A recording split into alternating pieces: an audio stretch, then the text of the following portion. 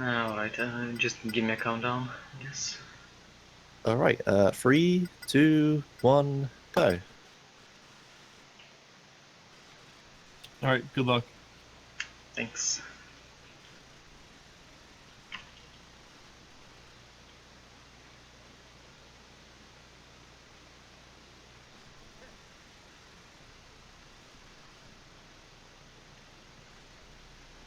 Got you a nice little place. Alright, LCS, here we go. This is actually like the best opening drive of any GTA ever made. One of the best. It's fairly short, but there's a pretty cool mechanic that comes into play right at the very beginning as soon as you go to the safe house with Vincenzo here. This is it, Tony. And Redlof's going to dive right out. Well, he's going to try to dive out. In this game, you can dive out of the vehicles as you enter markers. And that lets you get outside the vehicle for whatever next action you're about to do. And he's going to change his clothes right here. He needs to switch to his suit, and he's going to come back and change later. The outfits play a little bit of a role in this game. There's certain missions that you can't start unless you're wearing a certain outfit, so it's not a huge deal in any percent, but it does affect some missions. Jesus, Tony, you drive like a bitch.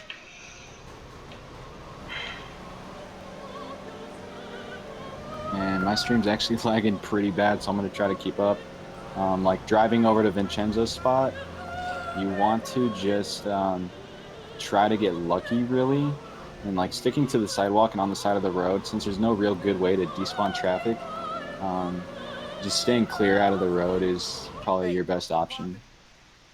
We should probably say right at the start, this is PSP, which is why it looks like it does. We're not playing PS2 because it's slower.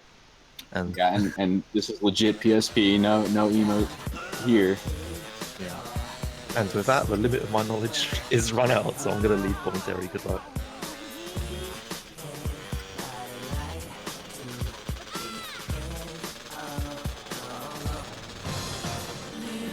Alright, and I'm hoping my stream's catching up a little bit because I keep lagging behind, so I'm trying to work with the delay here. Took industrial action in sympathy for beleaguered ferry workers whose so the mission in Slacker is pretty simple. All you have to do is go pick up this dude and take him to Chinatown.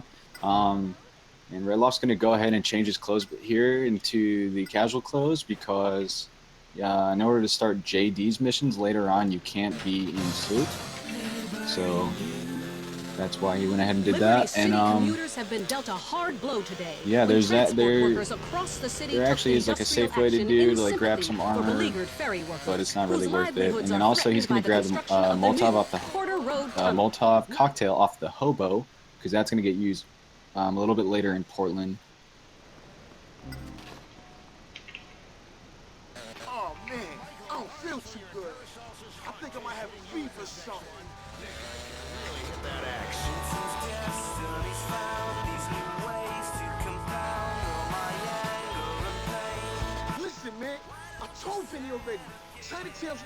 And I'm actually going to try to refresh my stream real quick because I think I'm far behind. I'm a dead man.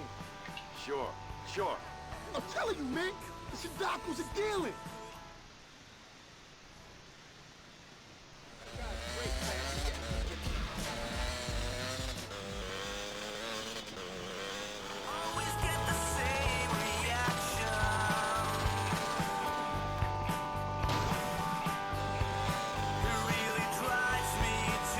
So yeah, the first few missions are actually really simple. They're kind of like almost tutorial missions in a way.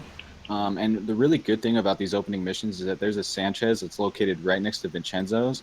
So the Sanchez in LCS, essentially, you want to be on a bike as much as you can. And most of the bikes are pretty conveniently placed. There are some times that Redlof's going to want to hope that he can just get a PCJ off the street. And that happens quite a few times, I guess.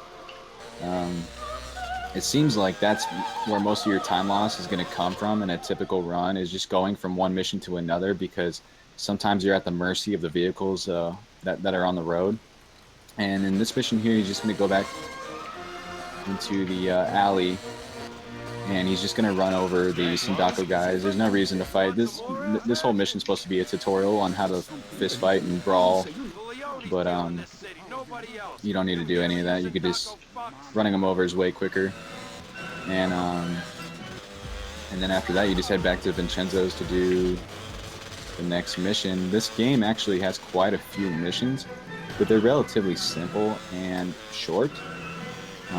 They're styled in the most classic GTA fashion of just drive from point A to point B, or go here, kill this guy, and or deliver this car, or lose your wanted level. It's nothing really too insane, even though there are some unique missions in this.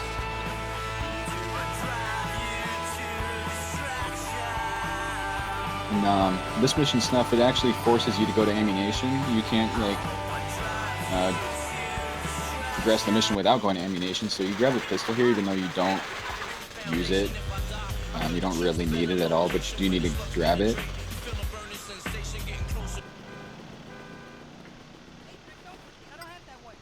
And of course, the bike, you just want to zoom on the bike, avoid traffic, be good at driving, and that's going to get you through the majority of the game.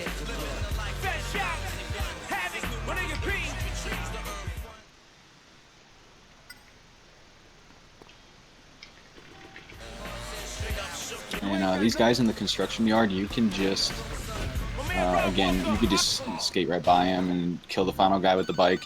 It's why you really don't need the pistol at all.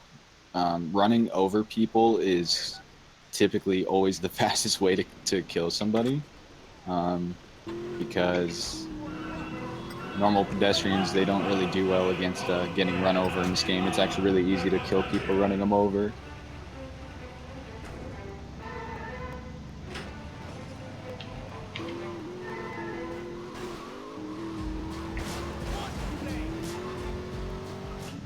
So now we're starting JD's missions, and they're also pretty straightforward, pretty boring, pretty short. Again, it's just early game, you know, it's kind of, most of the missions aren't too intense. And on this one, you're basically going to be collecting money from all of JD's girls, which there's a little kind of a tactic to it, because, for instance, there's a girl in the alley, and she will despawn if you take too long. And also, I believe that the girls give you varying different amounts of money depending on how long you're parked. So you don't want to just like stop too quick. I was just about to bring this to you. Honest. And tons of explosions going on. And there's also an instance like this guy appeared. The pimp will run away, so you have to run over the pimp and kill him to get the money. And yeah, this mission, if you're kind of new to the game, it's like, you'll probably screw it up once or twice. But, it's kind of hard to actually, like, fail this mission. You just want to get it done in the quick way. Gee, don't you trust me no more, JD?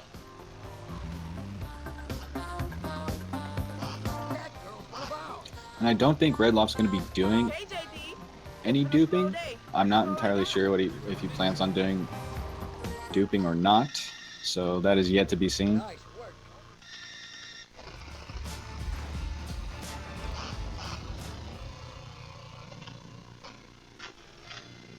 And Chad's asking how old this game. This game came out in 2005, and I think it holds up well. It really, really does. And this mission's kind of funny because it's really, really simple, but you can get one of the cops to actually, sometimes they'll hang onto the door and you can get busted just out of, you know, pure bad luck. And luckily it didn't happen. Also coming into the paint spray, backing out, if the cops park like directly behind you, it could be tricky to come out of the paint spray because then you'll just get your wanted level back. Like, they just hang around, so if you hit them, you'll get your wanted level back right away. But other than that, it's a simple drive back up to Sal's. And I actually love like this route, like driving up the grass hill to get to Sal's, because this little hill is used so many times in this game, and it's actually like kind of not really difficult to master, but it's kind of tricky when you're coming up and down it on the bikes. And it's just such a good shortcut for a lot of the Portland missions. And I think it's interesting because it's like a hill that never gets used in GTA 3, but you go up and down that hill quite a bit. And the offer, this mission is short as well. What you have to do is you have to get down to the docks, and then you're going to get ambushed and you have to escape the docks. So Redlof's going to go ahead and park a bike down at the bottom of the docks where the game will put Tony. And he's going to be, you probably just saw, like, he went down the hill without triggering the USJ because he wants to avoid the slow-mo camera. And then he's going to go ahead and make sure that the bike is parked in a convenient location. So that way when he activates the marker and he gets spawned back here, he'll have the bike so it's an easy escape instead of just running on foot. Keep it locked on head, people. And Who is that naked man? it's actually a lot in your faster room? than taking a bike to the marker and then running out. So it's pretty neat. But the guys that you're gonna have enemies chasing you when you spawn down by the bike, and they can knock you off the bike, and it becomes quite annoying because you can lose a good amount of seconds trying to get Tony back onto the bike. And you want to get him so he's doing like the jump kick over the front of the bike, because that's the fastest way Tony will get on the bike. And it also gives the enemies less of a chance to knock Tony off the bike. And then you're just gonna go back to Sal's as soon as you once the docks, you get out of it, mission pass. It's really pretty simple stuff. And then coming back up to Sal's, we're gonna start Selecta, which is a pretty good mission. It's basically Luigi's Girls from GTA 3 on kind of hyped up a little bit. So you got to pick up a bunch of girls and take them over to the docks. And their spawns are pretty random. There's certain girls that will always spawn in the same exact place, so you can count on that. But other than that, the spawns are random. And there actually is a way to insta-pass this mission, but the setup is... I'm not really sure if it's worth it. I'm not too keen on like the comparisons of time between strats, but I don't think the insta-pass is actually worth it. And so he grabbed a Tech 9. Redlof's going to need the Tech 9 for a mission later on. And also it helps just to, I guess, kill the John. So he's just got to pick up girls, take them to the docks, and you have to get 6 girls there. And it looks like the spawns that he got really weren't the best. But there's really... there's only so much you can really do. Well, maybe he's got some girls. It looks like he got some girls in Chinatown, but they're kind of spread out. The way they're spread out is not the greatest. But yeah, this is pretty much just driving around town, picking up girls.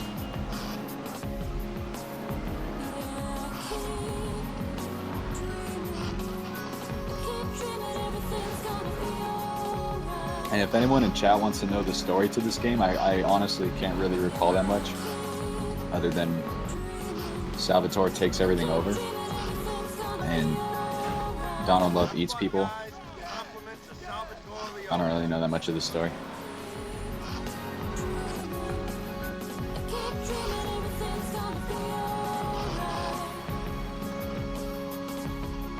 But like I said earlier, this game is just really fun to play. There's a ton of missions. There's a ton of side missions too. It's kind of amazing how much they packed into this game for when it came out and for the handheld it came out on. And it's really fun to speedrun too, because it really comes down to like, okay, so like on this mission you have some randomness to it, but if you are interested in speedrunning a GTA, but you're kind of like turned off by all the crazy tricks in other GTAs that are just like too insane, too complicated, too technical, and you just want to go down to core execution, this is probably a good game for you. There are obviously like strats to it, but what it really comes down to is just knowledge of the game and executing everything pretty well.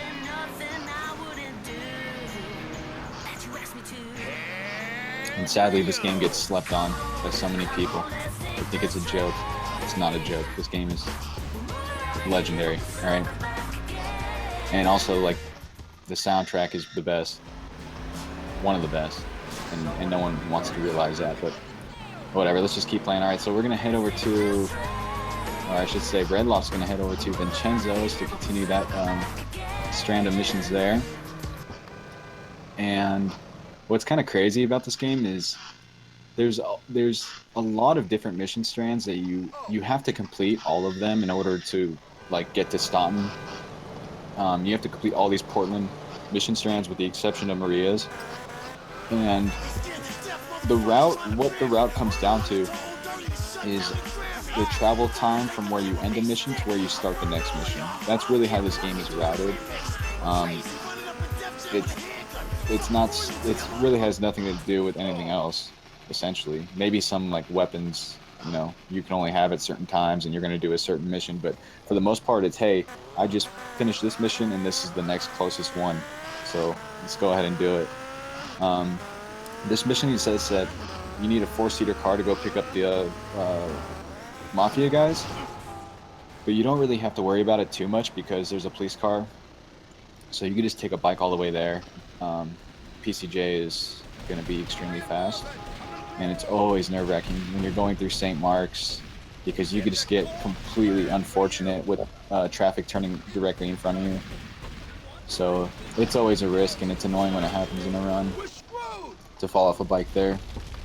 And picking up these guys, one major thing about this game is that typically going to the paint spray will always be way slower. So you have to know the Bribe Star locations. And I mean, it's not really like that hard to memorize the Bribe Star locations, but it definitely speeds up a lot of these missions. Instead of going all the way to paint spray, you can just pick up Bribe Stars as you go. And it really sucks that all of his tires are popped because, I mean, Redlof's got the skill to manage it, but it just obviously slows you down. So that's really, really unfortunate. And the Bribe Stars are also really conveniently placed. You don't have to go like too far out of your way. They're in pretty central locations, so you can, a lot of these Bribe Stars get used multiple times for different missions.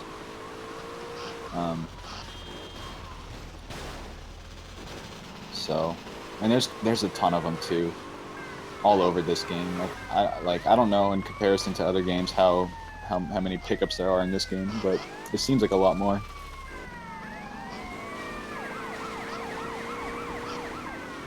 And he's pretty much just got to wait it out outside of Vincenzo's where the marker's going to be.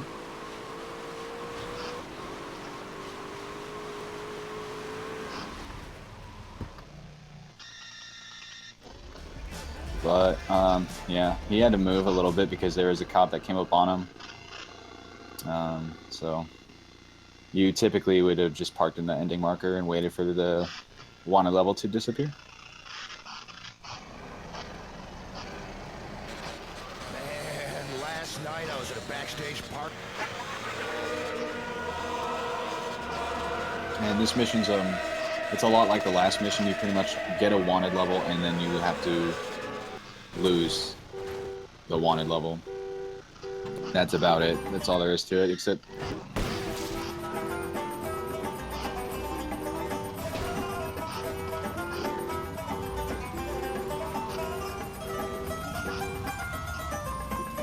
alright. I don't know if my mic's actually screwed up or if chat is screwing with me.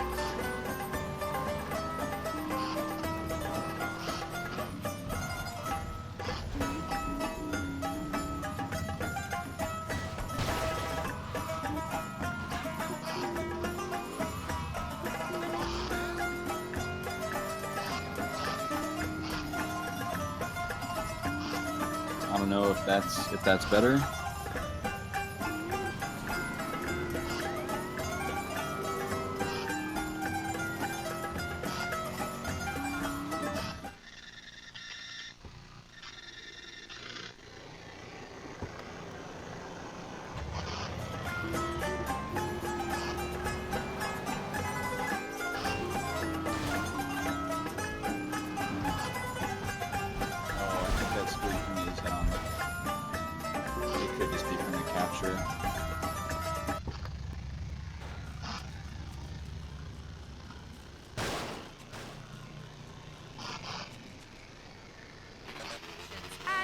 civilization. The best place to get a beer in Portland is probably Luigi's Club, even though that doesn't exist in this We're game good yet. friends, good values, and hunger are history. So probably Marco's Bistro is probably going to be your best bet in Portland. All right, so we're back doing missions for Sal now, which is always a good time since this game pretty much centers around Sal. And this is the mission that he needed the Tech 9 for. Earlier, the reason why he grabbed the Tech 9. You have to scare these guys, the Union guys, and two out of the three will put up a fight with Tony. So you can just like put one shot of the Tech 9 into them, and they'll get scared. But when you're on the bike, there's a good possibility that you will just instantly headshot and kill the guys, but you're not supposed to kill them. You're just supposed to spook them. So if you kill one of them, it's okay. It's you just can't accidentally kill two of them.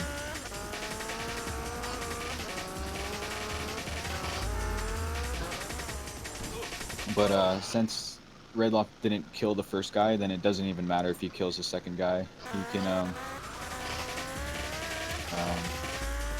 just go ahead and blast away. It doesn't really matter. And yeah, you play as Tony Cipriani in this game. A much thinner Tony. And the premise of this game is like, I guess Tony did something for the family, and then he had to go into hiding, and now he's back in Liberty City, and he's trying to... It's basically the story of how Tony becomes Salvatore's like right-hand man, pretty much. But the focus of the story is on how the Leone family takes over Liberty City from the Sindacos and Forellis. But it's kind of a... if you're familiar with like Mafia stories, it's pretty much like The Godfather, Tony's whole role. But yeah, enough about the lore. Okay, so this mission, you have to basically defend this building from the Sindacos that come up. But instead of just standing around and waiting around like a goon for the Sindacos to arrive, you can just chase them down and blow up their cars. So this mission has some randomness to it too, depending the routes that the Sindacos take.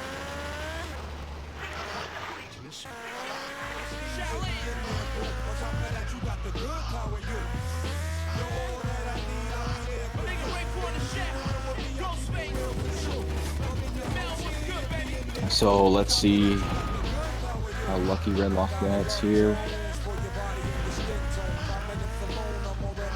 And also, you want to blow up these guys like this. The first car is not really too worth it to like blow up the car. I mean, you can, but there's only two guys. But you want to blow up the car as quickly as possible, because the Sindacos can get out, and it's really, really annoying if they get out and they'll jump into another car. So you can put a whole bunch of ammo into their car, and then if you let one of the guys, like the driver, get out, and he'll just hop into another car, and then it's just like you're starting from scratch on that set of guys.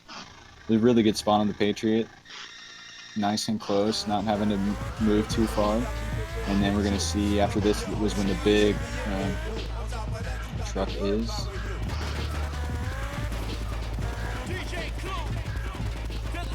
And the truck will spawn in different spots too. So sometimes you get really lucky and have it spawn right by right by the pay and spray, and then it will actually get stuck trying to turn around. But you want to keep it pretty close in the red light district, because you are going over to JD's as soon as the mission's over. So, but that was good. And you really don't have to worry too much about ammo. As long as you don't get busted or wasted, you don't really have to worry too much about ammo for the majority of Portland. Having the SMG is like more than enough for pretty much every mission in Portland. And Blowup Dolls, you have to blow up the Sindaco, I believe it's a casino. And the game actually puts a Sindaco car right outside JD's, trying to tempt you to like take the Sindaco car and roll in undercover. But you really don't need to do that. As you can see, you can just grab the Kuruma that's chilling by the by 8 balls and use that. And the Sindacos will like be alerted when you drive in their compound, but you're there for such a short amount of time. It really doesn't matter. You don't need the Sindaco car. It's better just to take the PCJ all the way over to 8 balls. Way more speedy. And once you blow up this building here, if you missed the Molotov from the hobo early, if you remember from like the first mission when we grabbed the Molotov, Redlof grabbed the Molotov, then you can get 10 of them here. It's kind of a backup, so. But what he's going to want to do is try to find a bike on the street, PCJ preferably. Pretty much, as soon as Blowup Dolls is over, you're just waiting for phone calls from Ma Cipriani. So, if you can, get up to the street, try to find a bike. That's really the goal, and it's one of those little things like that.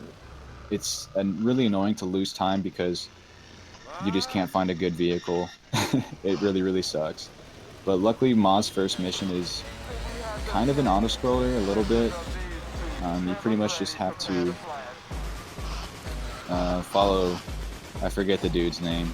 I totally forgot. But you just have to follow him and snap some embarrassing photos. Giovanni, that's what it is. The guy with the spicy sausage.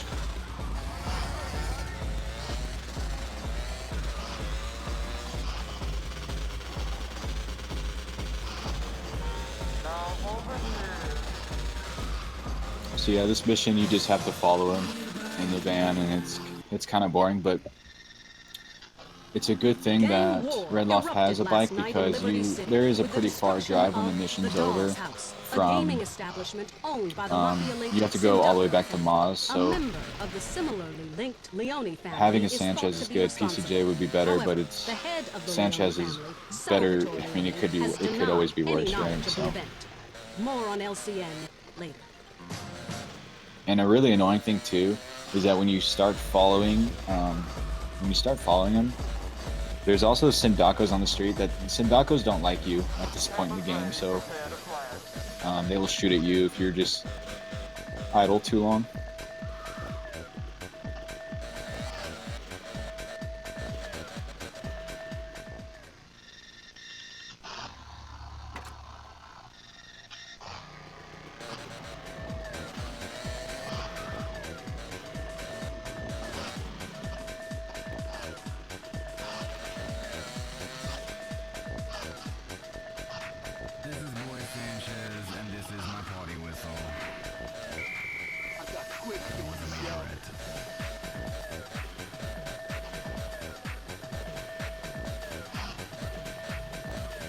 And I've actually lost, I personally have lost a run or two just from trying to screw around too much, following him, and seeing a PCJ in the distance, oh, I'm gonna go for it, and then something horrible happens. It's a really dumb mission to screw up, but laziness and complacency, because this mission is pretty boring.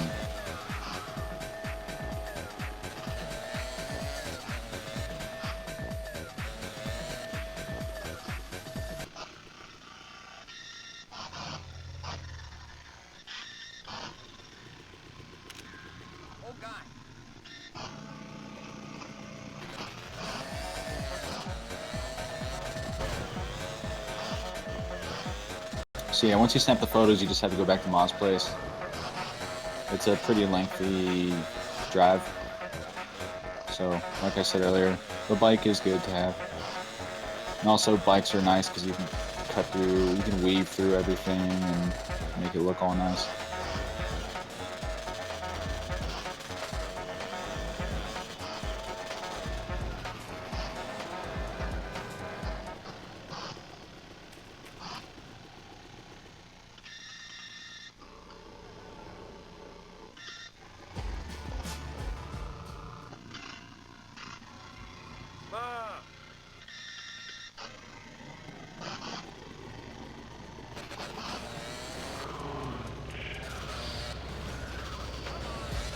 And this is the mission that you wanted the Molotov for. In this mission, you have to destroy a truck that I believe is bulletproof or something or another. Anyway, you just use the Molotov on it, and then the triads get out and they run and they burn, and it's super nice. So that's why having a Molotov at this point is really good. This is Tony Cipriani kicking your ass. And then the other guys are just easy to take out. And that's pretty much the mission. That I'm just gonna reiterate all the time. Like the missions in this game are really, really short. There's just a lot of them.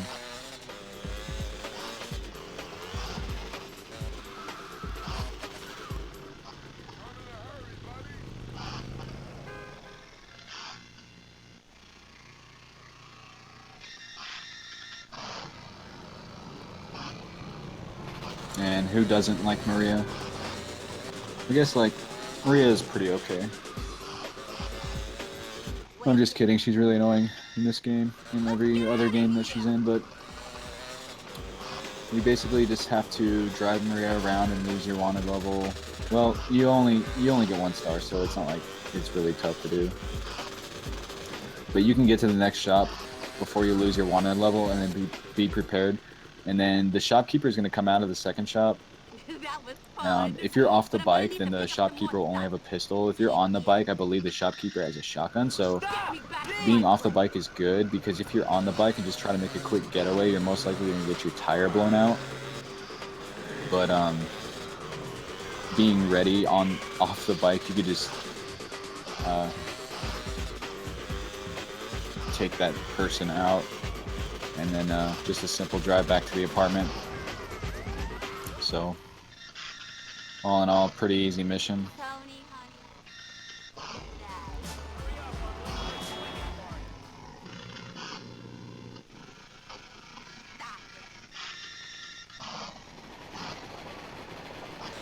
Let's move it. My dealer won't hang around all day. from Manchester, unofficial capital of Europe. We having it a while. And then once again, you're just gonna have to save Maria from the Sindacos, I believe. Pretty much, you just micro SMG your way to mission pass. And that's about it. There's not much, nothing too insane about this one.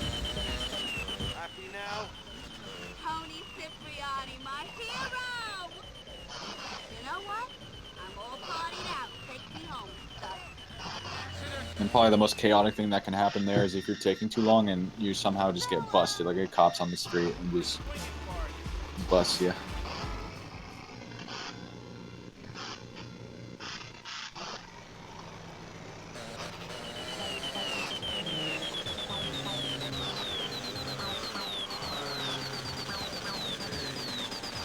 And then this mission is just a typical race, you know, just a good old bike race in the street. But as you can probably tell, starting the race, instead of sitting in the marker and waiting for the 3, 2, 1 countdown, you could just shoot the guys and the race will start automatically. You have to be careful a little bit on the bikes, because if you kill one of the racers, then you'll fail. So, because you can't harm them, really. So, it's really easy to get like that accidental, like, too much spray and then you kill one of the racers. It hardly ever happens, but it is possible to do it.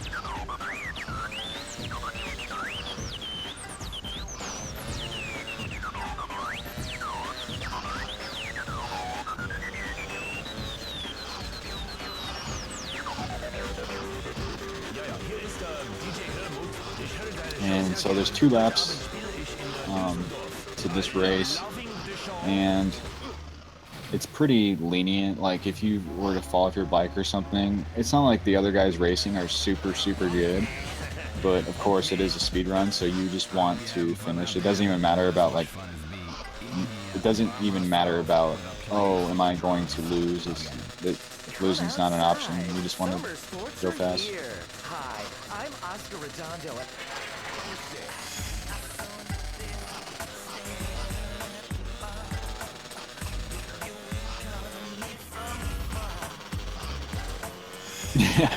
I know. I fucked up. I'm like I think I'm dealing with a worse delay than what you guys are, so I'm trying to project, or not really predict, but kind of project what should happen in the run. And I'm trying to stay ahead a little bit so I'm not too far behind. I'm dealing with some pretty bad internet, so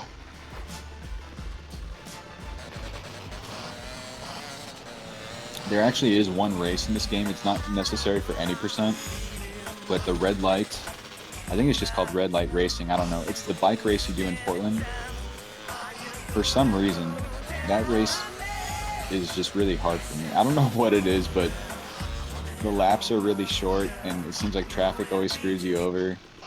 But you don't have to do that race for any percent. But for some reason, I always have trouble with that race. But then again, I'm like not that good at this game.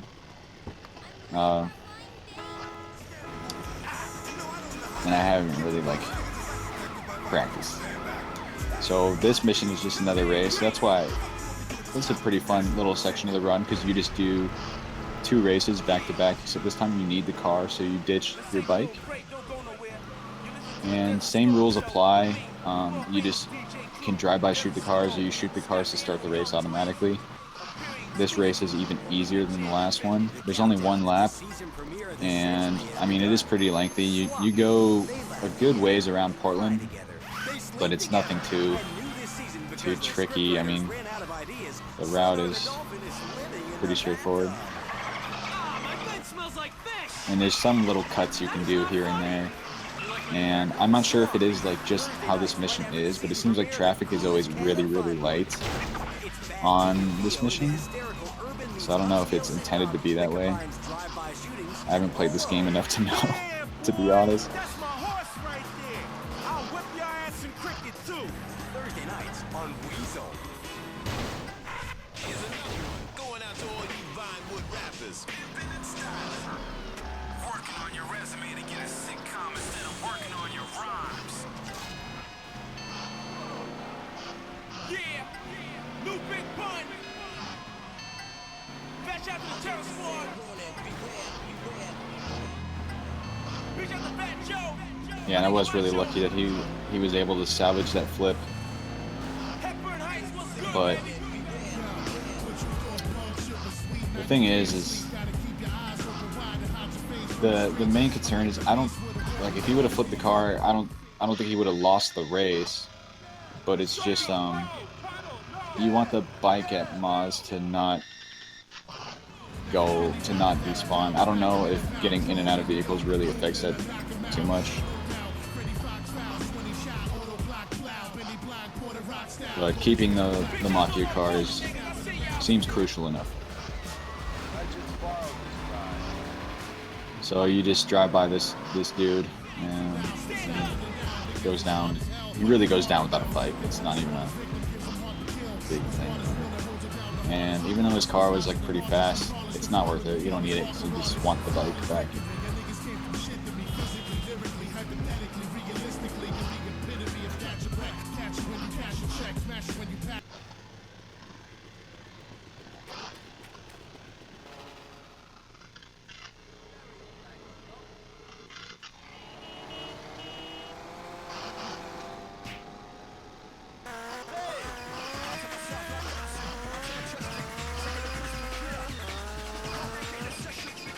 So I think this is a mission.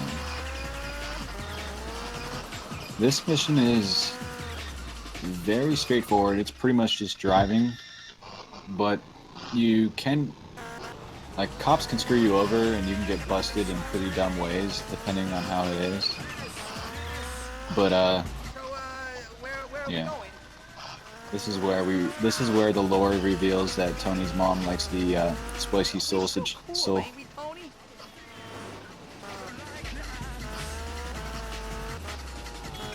I'll get you the money I owe, honest. I just need some time.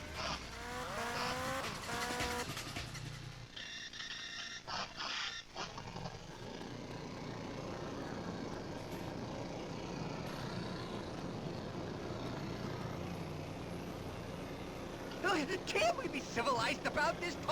And you pretty much just ruse him.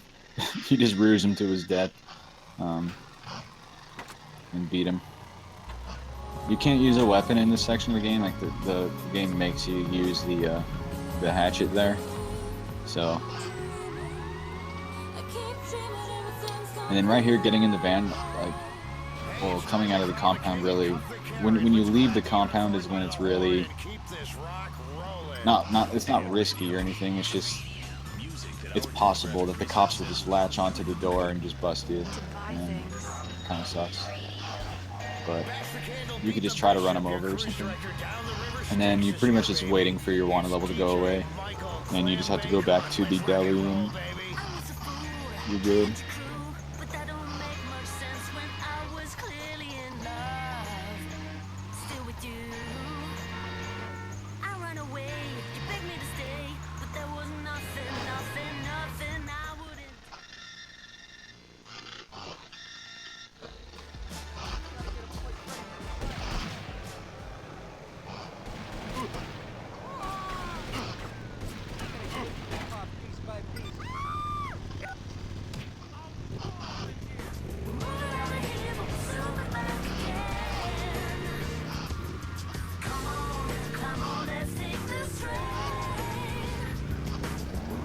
So, like, that's always risky because you're waiting for a phone call, but the Sindacos are in that area. So there's several things that are going on after that mission. Is like, you want to get the phone call so you can't get in the vehicle, and then you want to find a PCJ most likely, or just a bike, but also you're avoiding the Sindacos. But it's kind of funny that that might be one of the most stressful, it's not even stressful, but that might be one of the intensive parts of Portland, is just right after that mission, because you just want a good vehicle.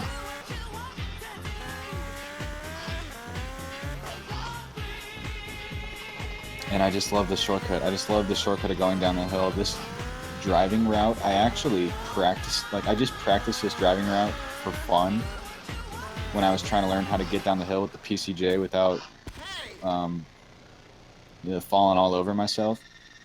And I would just practice this specific driving route, going down the hill, and then up to head radio and back and forth doing that. And you get really familiar with how the PCJ reacts to different bumps. And in this mission, you're supposed to be scaring this chick, but you can just do pretty much one of the USJs, and it will just fill the spook meter. And the mission, you'll land right by the end marker for the mission. So even though you don't get the credit for the USJ, you don't need it. You just need to scare, and the USJ just does that perfectly. So it's a nice way to get it done real quick.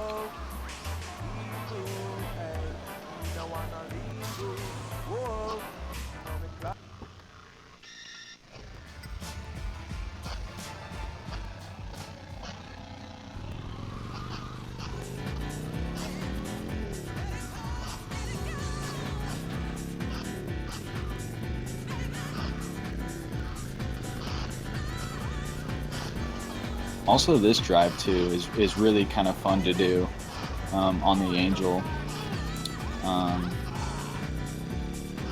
Dropping down off this road, or dropping down off the road towards like the car showroom, and then going up the hill. It's just really, I don't know. It's one of those things. It feels good when you get it, when you just have a really clean drive like that.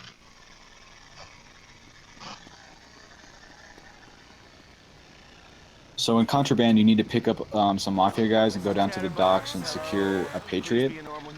But you don't need all of the Mafia guys with you. You don't want to pick them up because they don't really add any type of support. And if you were to pick all three of them up, then you would have to get a 4-seater car. So the PCJ is going to be way quicker, and you're just going to bop these guys into space real quick.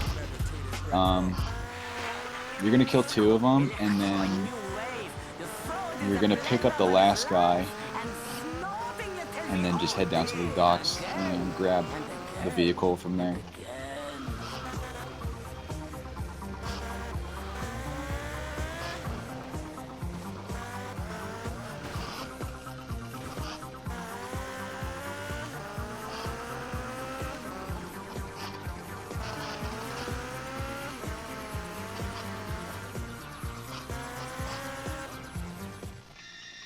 And luckily there is armor here, so there's not too much to worry about as far as that stuff is concerned.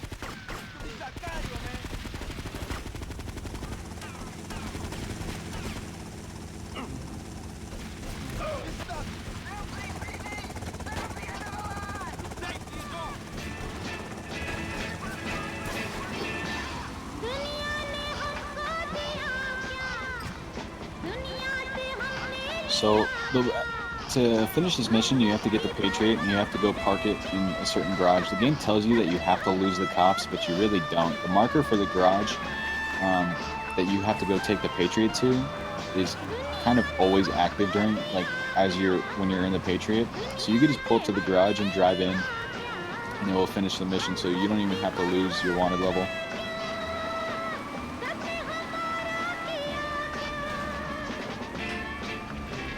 But, I mean, it could be tricky driving with pop tires, of course, and rain. It's just, you know, little bits of time lost here and there.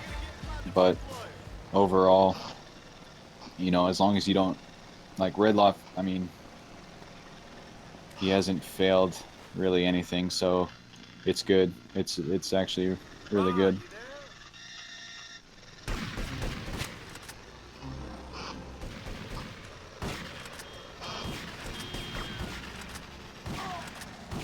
A lot of people had problems with this mission, but if you really just you just have to have balls, you know, with big cojones on this one.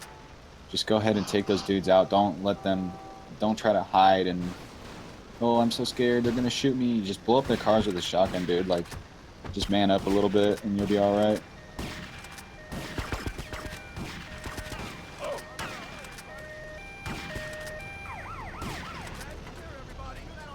And really, the only guys, if you're going to be worried about any of them, is the last guys with the AK, or the AKs. But you could just blow up their vehicle and laugh in their face about it.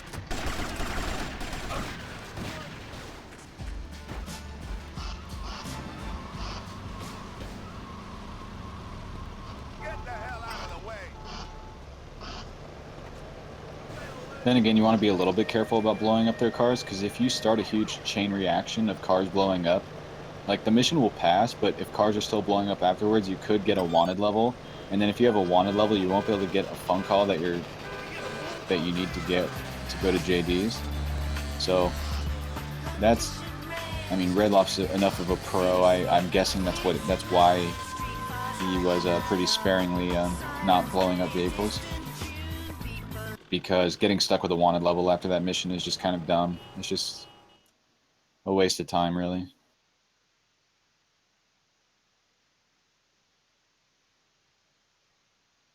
And that's the thing about phone calls in this game, is that there's quite a few of them, but you can skip phone calls right away. So it's not like, for instance, Vice City, where you kind of have to plan, you know, okay, this is a long phone call, this is a short phone call. You just have to know when they're coming. You have to know when to expect phone calls so that you know not to get a wanted level or not to jump into a vehicle and go ahead and hang out and let the phone call come to you.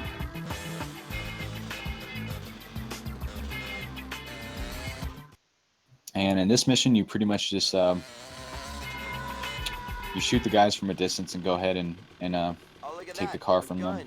You pretty much bait them into coming at you, and then you just go rescue Sal real quick.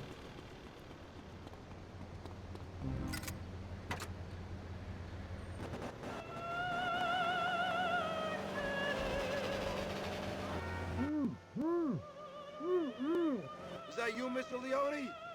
It's me, Tony. Don't worry about a thing. I'm getting you out of there. And this is actually getting near the end of Portland, which is good because I mean, Portland's cool. Everyone loves Portland, but some of the meatier missions really come out in Stanton. A lot of the missions that people remember, it's usually where they'll be. Portland just feels like you're driving back and forth on the same road, not really doing a whole lot, but That's Portland for you. Yeah, it's Portland.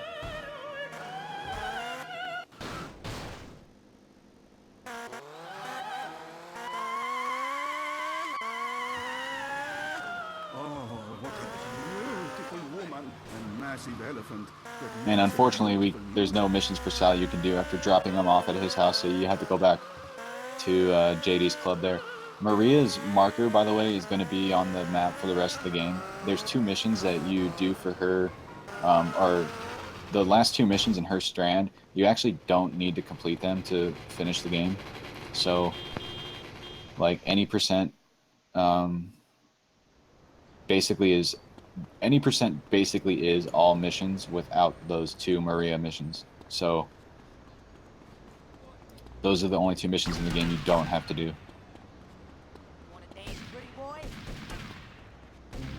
And this mission's cool because it wants you to snipe and stuff, but you don't have to do that.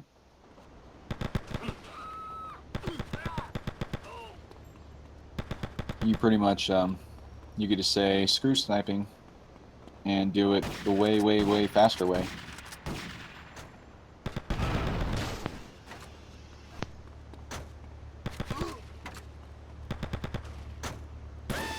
Good job, fool.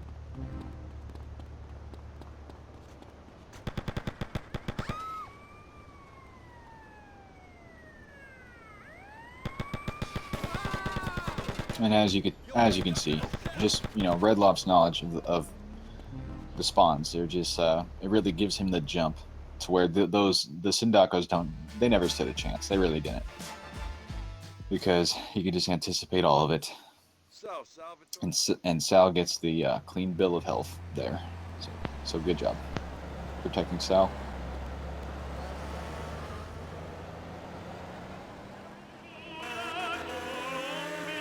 Calm Before the Storm is a pretty, I don't know, I guess it's a pretty boring mission. It's not really too much of an auto-scroller. You have to follow this dude's helicopter, which, interesting enough, you can steal the helicopter and fly it. But you don't do that in any percent. You just follow him to Chinatown there. But this mission is kind of important for the narrative of the game, because it introduces the Diablos,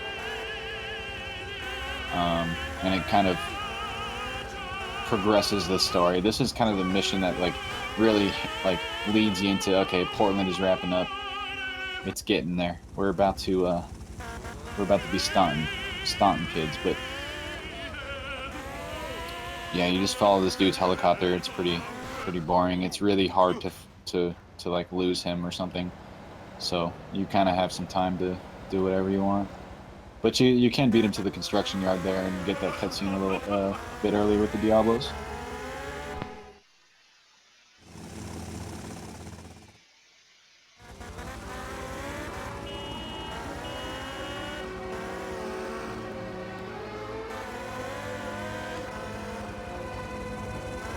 And really, the story of this game links together pretty much all of the trilogy. It's like the missing link. Liberty City Stories is really like the missing link to explain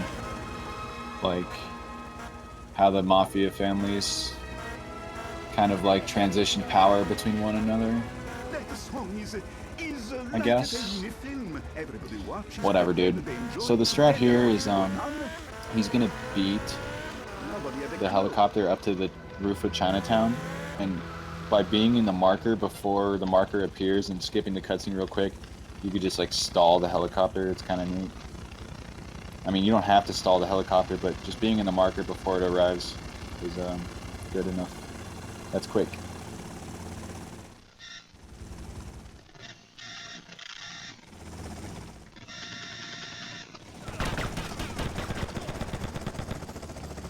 And then after killing all of the triads, it's mission pass for you.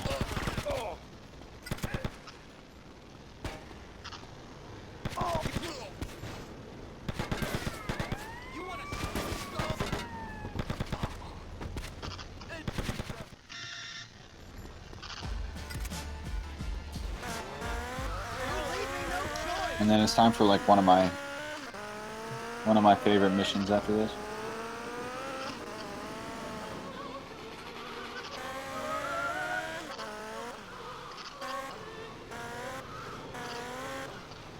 Oh man, this is such a good mission. And it's actually, well, there's not really too much of a strat for it, I guess. You just use your SMG to take out Sindacos, and then you drive to the junkyard there. God bless him. He don't let a little thing like that get in the way. Oh, Daddy, no!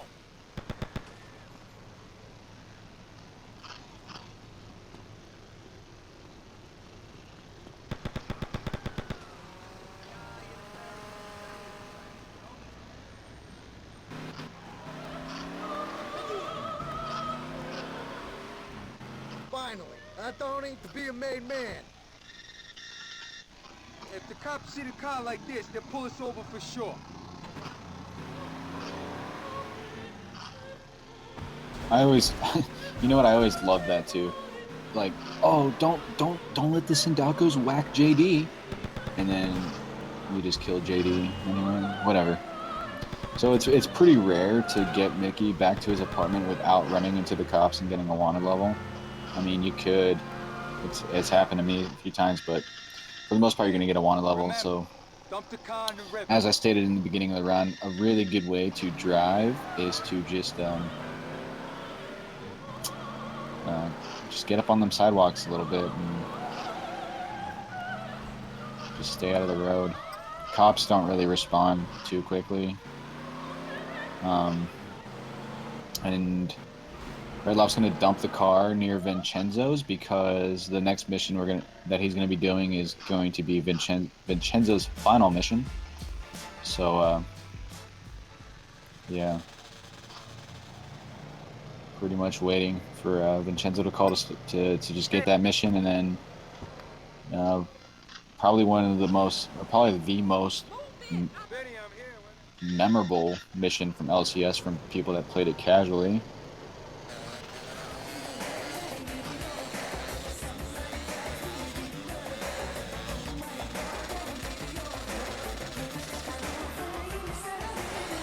The great thing about this mission is that it gives you the key to success in the boat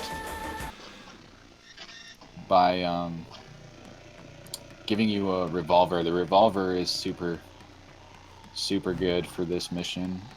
You don't need it, but it's a pretty good way to get through this.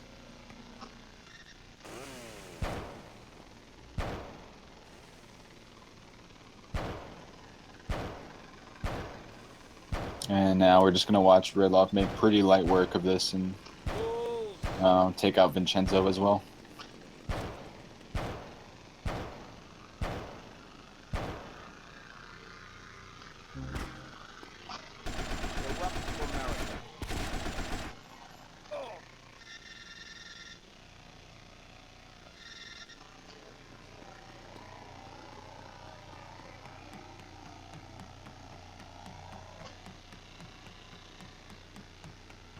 And then as soon as the mission's over, you just death warp. It's the fastest way to get back into kind of the main area of Portland. And it kind of starts the final pretty much segment of Portland.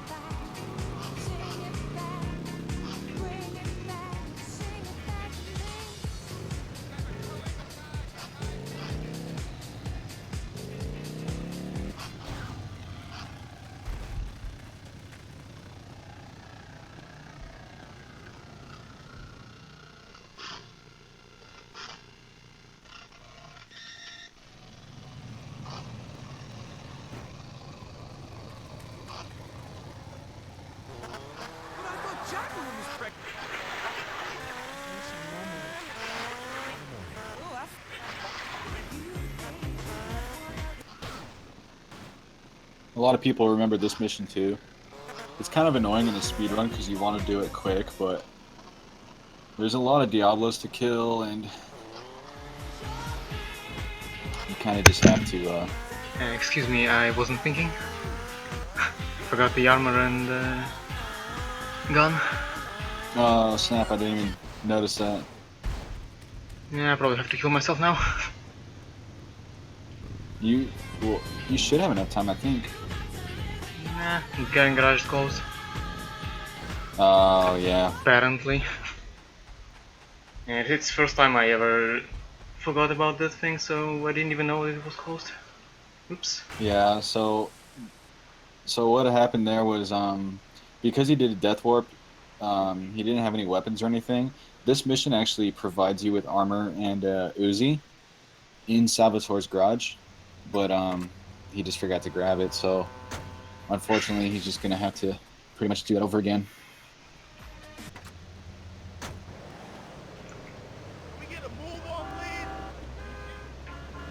You can't really go into Hepburn Heights or Red Light District without a weapon. You just will. I don't know how that would work out. So it's probably the best option to just go ahead and restart the mission there.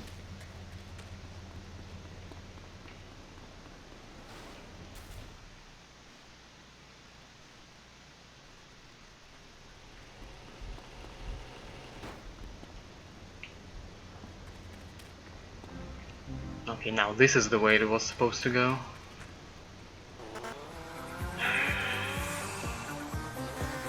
I guess I just didn't lose enough time in the Portland.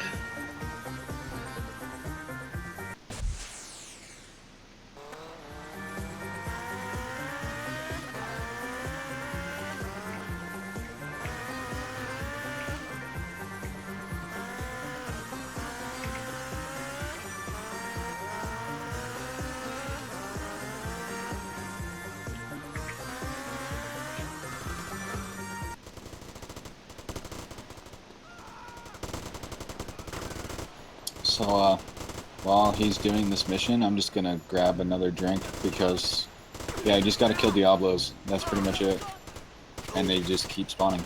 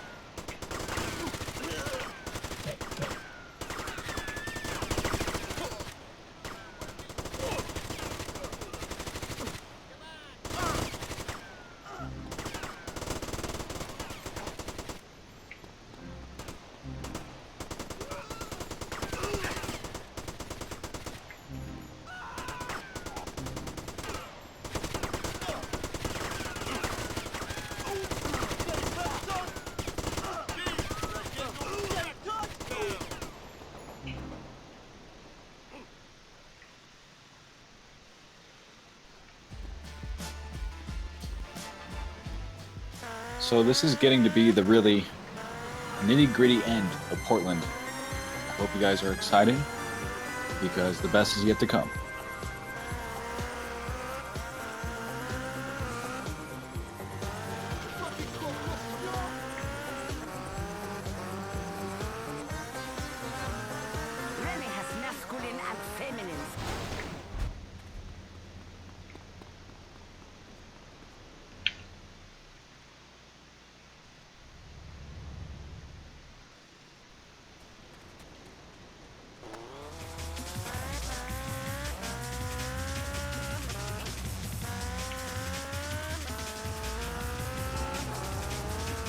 This mission's pretty much like Blowfish in a way.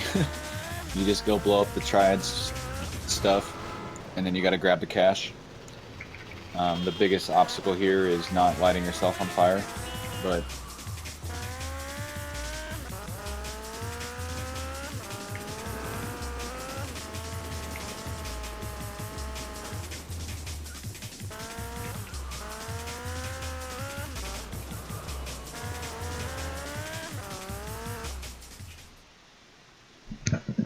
and the reason why I say this mission is like Blowfish is because you do the exact same drive back to Sal's. One of my favorite driving routes in Portland is going from this compound back to Sal's. I don't know why. It's a good drive to just do it well. You know, you look like a boss.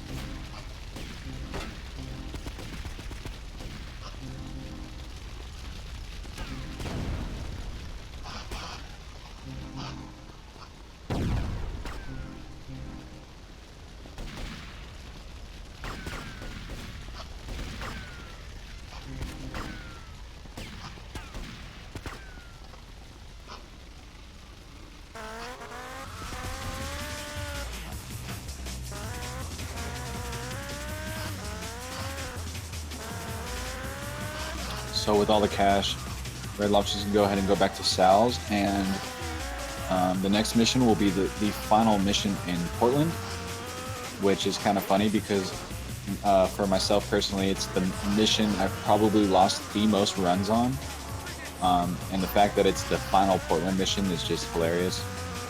There's basically two ways to do driving Mr. Leone, and that's going to be, you could take the PCJ or you could take the Mafia Sentinel. PCJ is obviously faster, but,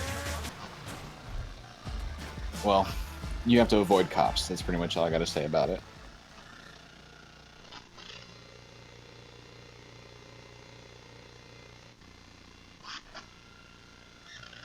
And one really good face plant could just, you know, insta kill you. And it's a hard pill to swallow sometimes. Head towards the ferry terminal. But the strike's still on. There won't be any ferries. Just drive. I'll do the thinking.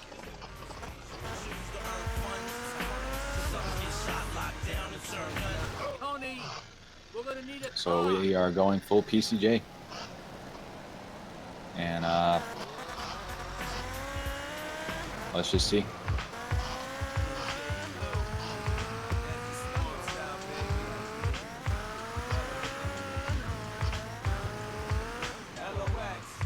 Jesus Christ, the cops are crawling all over this place.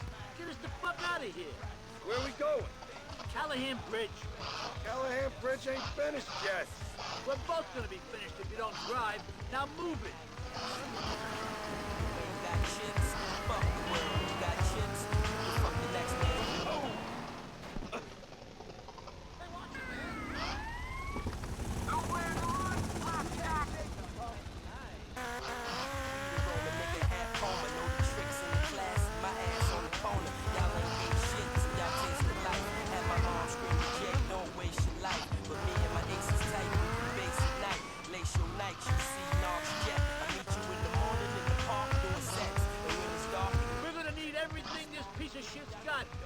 Punch it, Tony! Oh! You did it!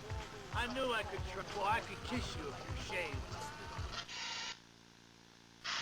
So yeah, you can skip the jump over the Callahan Bridge, like the slow-mo. Oh shit! If you just go ahead and spam the camera there, that's what does that for you.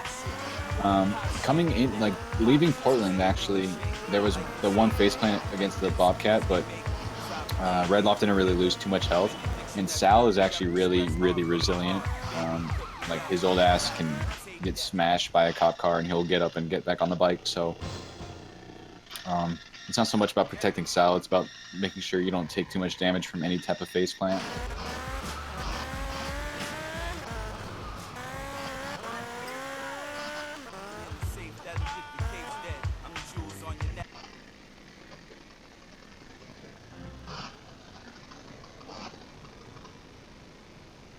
So from here on, Sal's missions, well, not from here on, but in Stanton, Sal's missions are going to come to you from a payphone. So all of Sal's missions are going to be kind of scattered around Stanton at different payphones. He won't have like a same reoccurring place where you pick up his missions anymore. And that's kind of interesting in how that works with the route, because what ends up happening with the Stanton route, Stanton is like my favorite part of the game, not only because I love the missions here, but what ends up happening is you pretty much start every single mission strand in Stanton, and if you remember what I said, you have to do all the missions in this game aside from those 2 Maria missions back on Portland. So you have to do every single Stanton mission. And since Sal's missions are always changing location, you kind of just do them periodically through the run when it's convenient. And as you can see, the best way to do Walk in the Park is to just exactly that. Just roll in there like you own the place.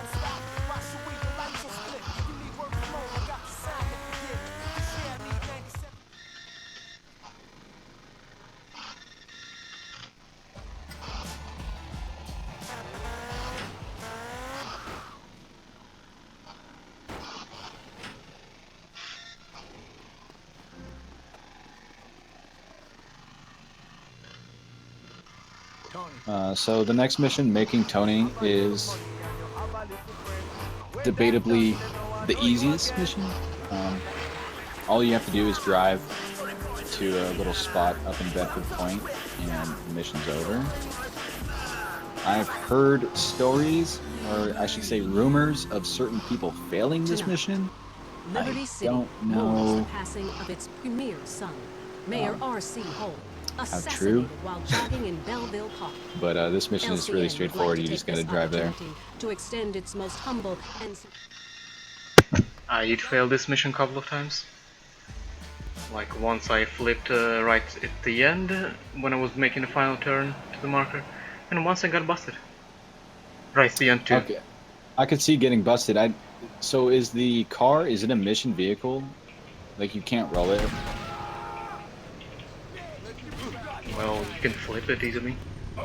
Okay. Bubble had that. It's one of those cars where if you flip it, it says, "Hey, get back in," and no one gets out, and then they just blow Liberty up. City mourns the passing of its Okay. premier son, Mayor That makes R.C. more Holt, sense. And assassinated yeah, while so jogging in waiting for Belleville the Park. phone call there. LCN would like to take this To opportunity get Donald, to extend its most humble good and old Donald sincere Love. condolences to his family and So loved ones. this And next later on LCN, mission don't miss our is student fashion spot. also pretty It's too straightforward. cold for school. Just got to steal a hearse, and then wind around Stanton to get rid of your wanted level and go deliver the hearse.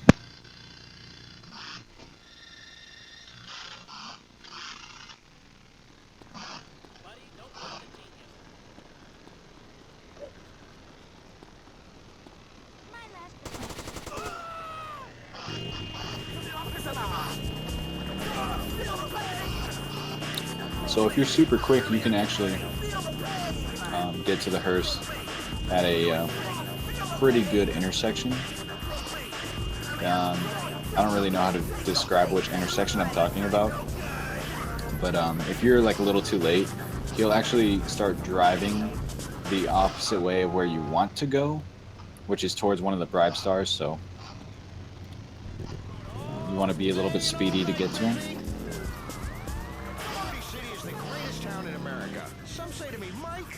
Town is the trench with the stench. I say, hey, once you go down in this town... Please, God, anybody, help!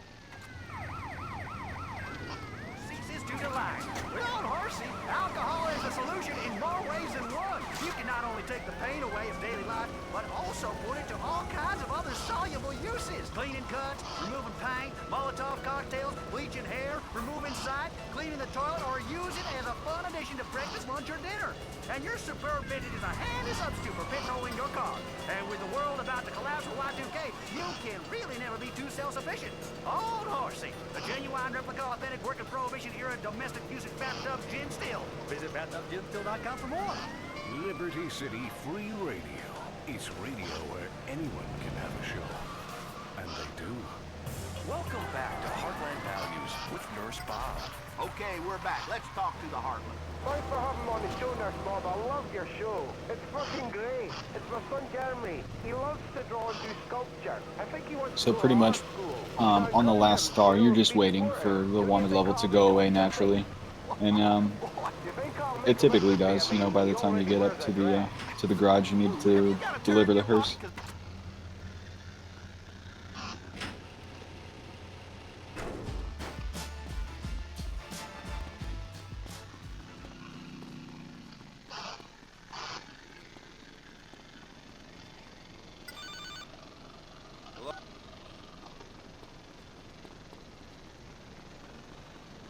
So in this next mission for Donald, you pretty much have to, geez, what mission is it? I almost forgot. Steering the vote. Yeah, so looks like Donald's running for office, and Tony's gonna help meme it into reality. Yeah, mostly because I listen to your show So- all the time and I tell people they should live by your advice. Well, friends can be very destructive.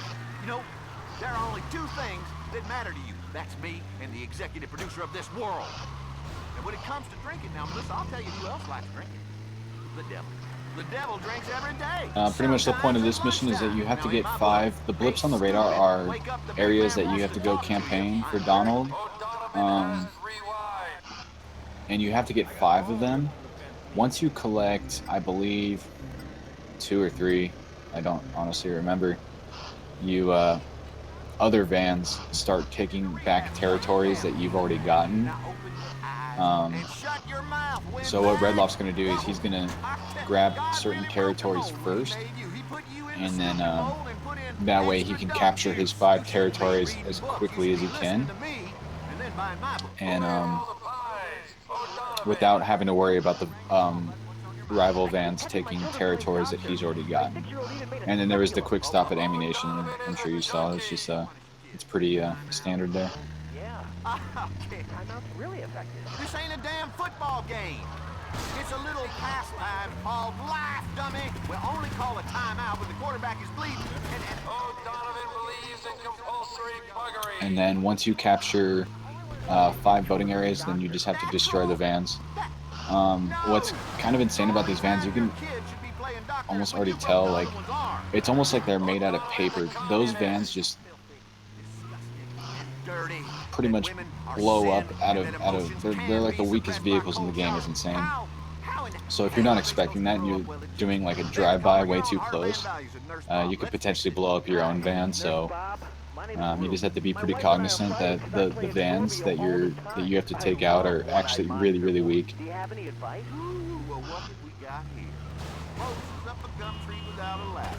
Sometimes you have to cauterize the wound, Luke. A stitch in time saves 9.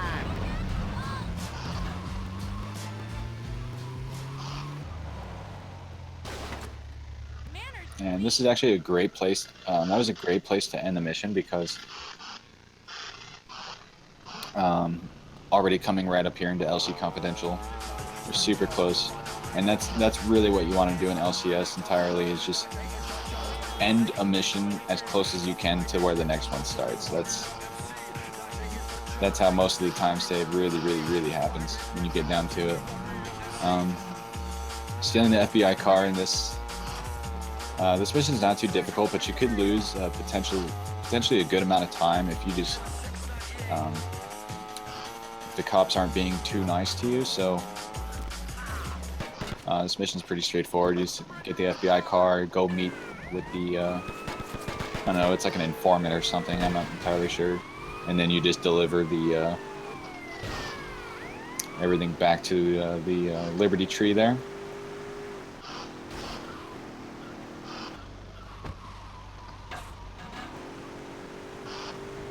And really the biggest fail of this mission is when you come off, like coming out of the freeway with the FBI car and you're switching over the median. Flipping the FBI car is kind of a thing that can happen a lot, and that's probably the most dangerous thing. Other than that, it's really not too bad.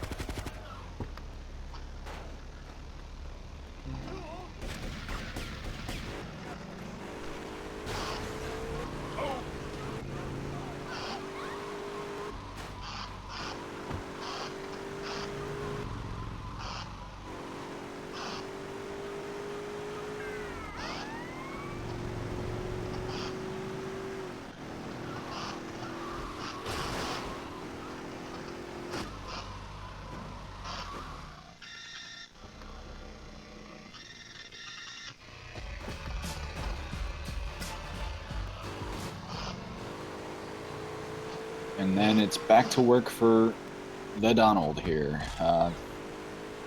Going to do some more campaign activities.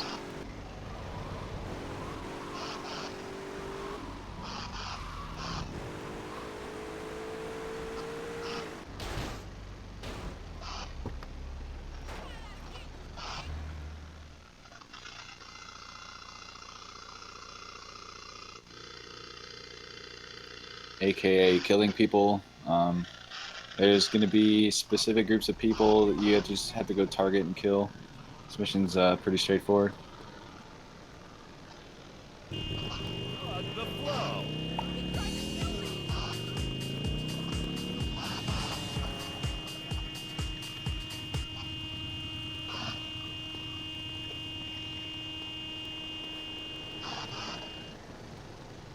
And I think when you start this mission, you actually get full armor and a little bit of SMG ammo too. So it kind of hooks you up a little bit.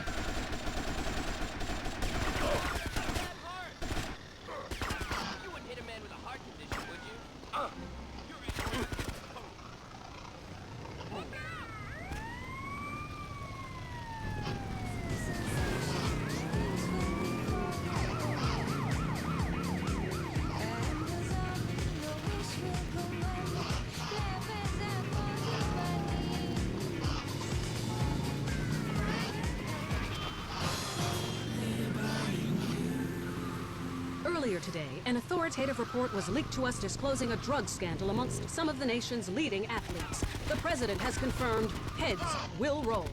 Tune in later.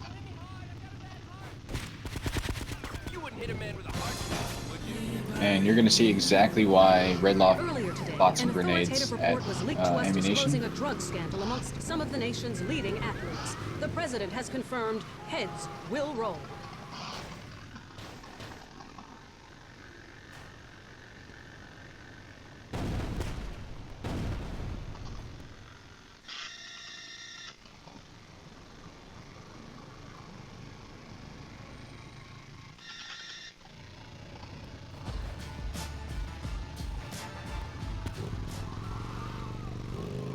That last group's best dealt with just the grenades because they can drain your armor and health pretty quickly.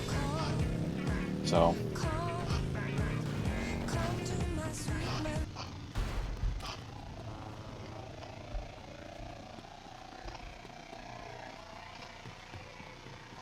and so surprisingly, the mission up here, a lot of people, I don't want to say a lot of people have trouble with it, but a lot of people find it really awkward aiming in the first person on the PSP. And it is tough. The game introduces that you can hold L to kind of be a little more accurate, lower the sensitivity of the analog, you know, hold the L button. A lot of people don't feel that it really adds any real benefit, but it is kind of awkward to get used to when you're first starting out on this game, using this kind of first-person method of shooting things. But if you know what the end of the game is like, then this is pretty much a good practice run for that.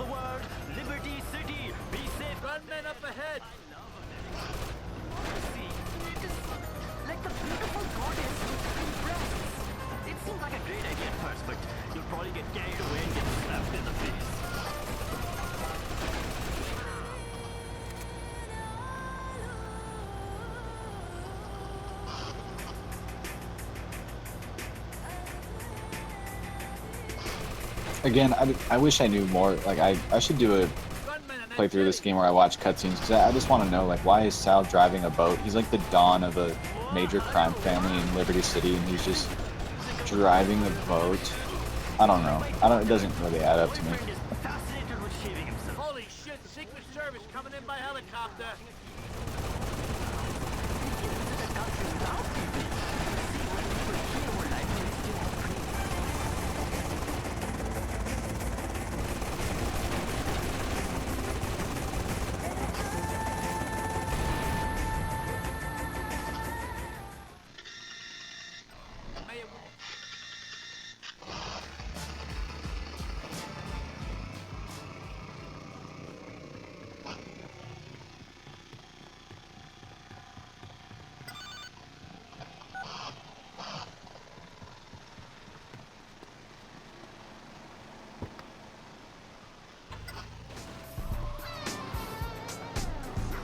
So I believe the next mission will be taking the piece, which is another Sal mission, I think. Oh, no, geez. it's search and rescue. Oh, it is? Okay. And then taking the pieces after that, right? Yeah. Alright, yeah. It's all coming back to me.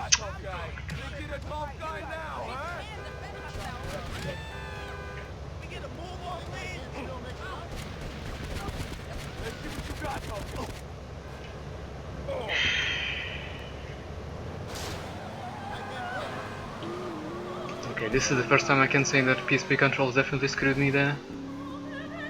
Or the auto aiming.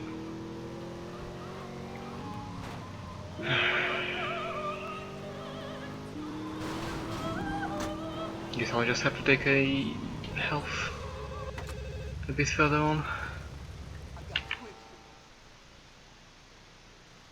Redlof isn't commentating because he's focusing, man. He's gotta run, he's gotta go quick.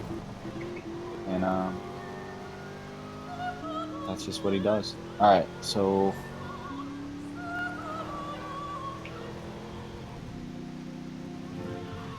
this is actually a bad mission to have really low health on because well, there's a lot of guys you have to mow down during this.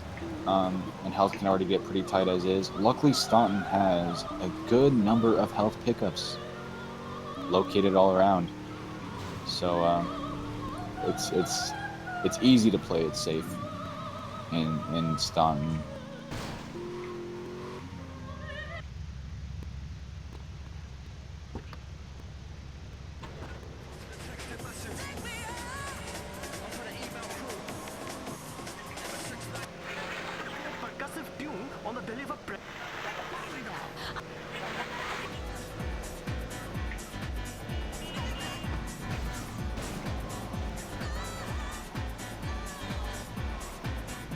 This mission's pretty tough for casual players. If you don't know what to expect, the Sindaccos, if you underestimate them, they will easily just lay into you. So as long as you know where they're going to spawn and the range at which they can attain with their weapons, then you should be pretty alright.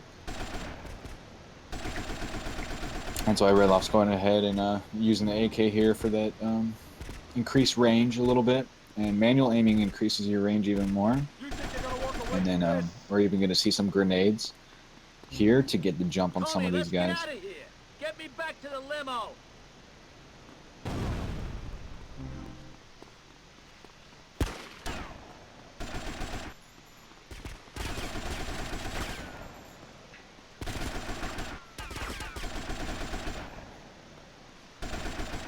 And it really is. It comes down to like official hardware. PSP is, this game is a lot, I don't want to say it's really harder, but you have to be more, you have to be a little more skillful with it. A lot of people could say, well, emulator is just fine. I can emulate the game the exact same way. I can run it the same way a PSP would. But what they overlook is typically if you're playing on emulator, then you're usually playing on a controller with a larger analog stick or something that's a little more responsive. So when it comes to driving and shooting, especially that manual aim, to do it on the PSP is just a lot tougher than what you would do, you know, sitting at your comfy PC with your, I don't know, PlayStation or Xbox controller. Internet. Hell, if you're not on the internet by now, you fully deserve to get shot. Order the protection you need in seconds. The internet is like a gun. Just point, click, and shit your pants while waiting for the cops to show up. With Serious Apocalypse just around the corner, show the looting.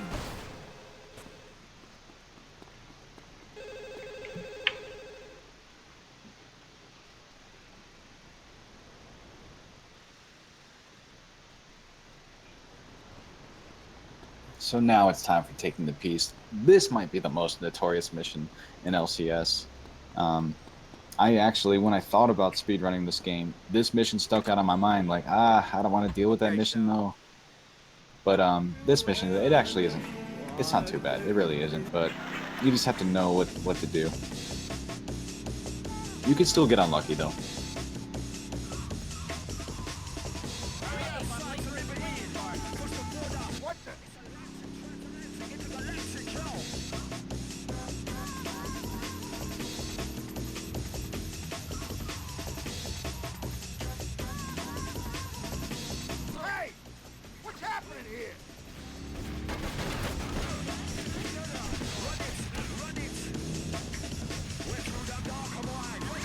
So Redlof, he has to run over all of the.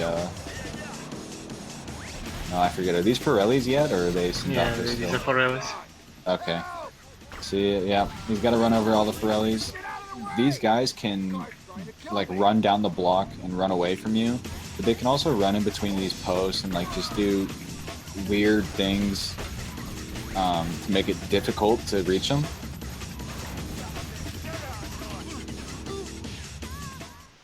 Alright, busted.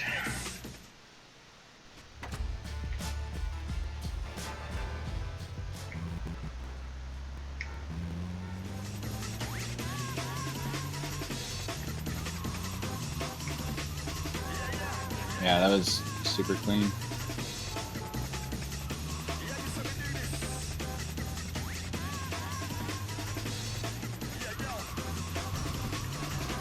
Now we go to the guy. I always want to call him Ray, but he's not Ray. He's Ray's partner or whatever.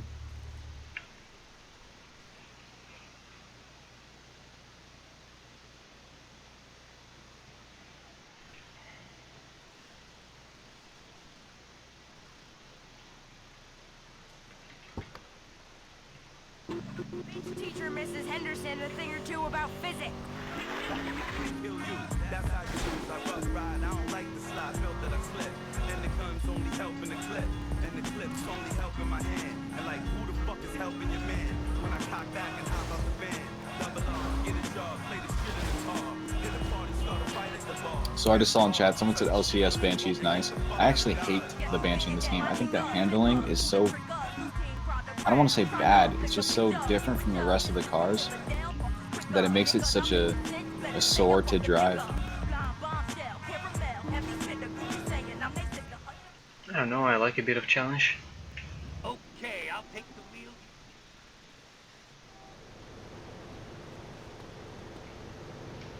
And you don't have to actually like shoot any of the Sindacos, you could just go to the next marker.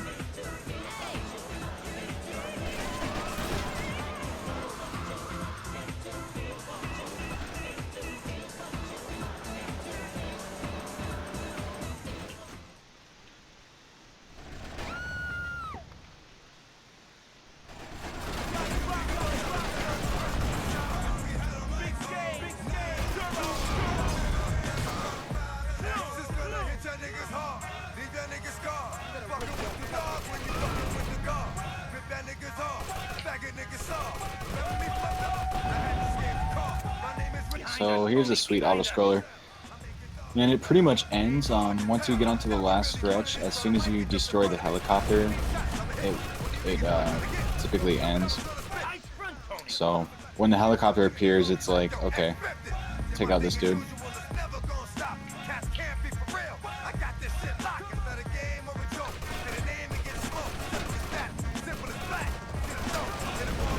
Okay, got the heli.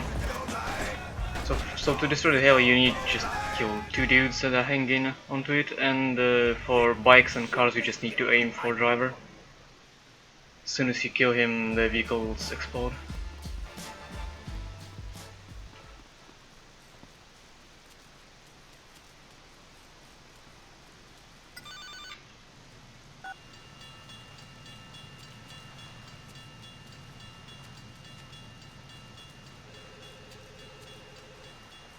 I've always felt this part of the run a little awkward, like running to the phone here for Sal, and then just hoping for a good bike or something afterwards. I always felt like it could be better, but in reality, it's like you really can't do too much about it.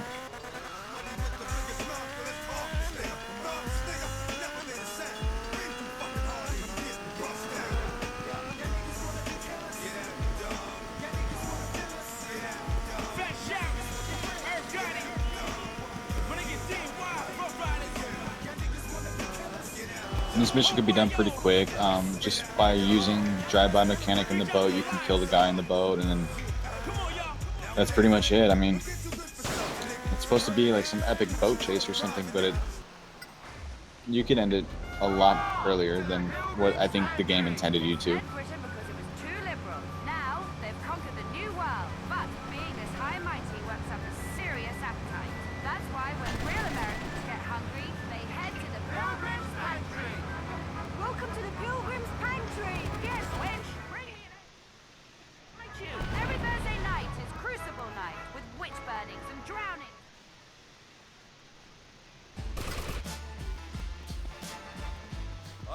town is full of morons.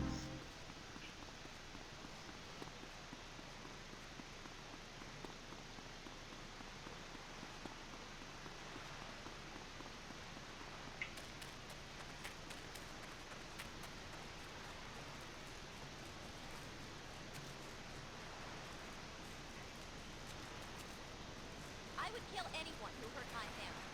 I never paid This is my actually one of my favorite missions right here coming up. You pretty much just have to go steal a bike You took your and time, Tony. drive it to a certain point, but it's always just exciting to just haul ass on a PCJ, you know? Sad boy, because this is the place where the boat you're killing is supposed to be like heading to. They're meeting them there, so they can like get on foot or in any kind of vehicle. I don't remember, like, never done this mission casually.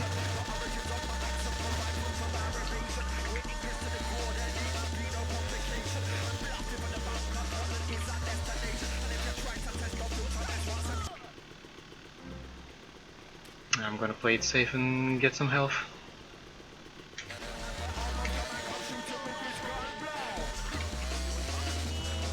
Yeah, might as well. I mean, that's the beautiful thing about this game. I've mentioned it a few times, but it's really generous with the pickups. So if you're doing a speedrun and you're trying to match like a true Redlof pace, you probably wouldn't be doing health pickups, but the game does allow you to get a lot of health throughout the run. No really good pickups for armor in Stanton though. And that's really Yeah, annoying that's thing when true. you And- want to do rampages. Yeah, and I'm not. I think I know like most of the weapon pickups, but I honestly can't think of any off the top of my head.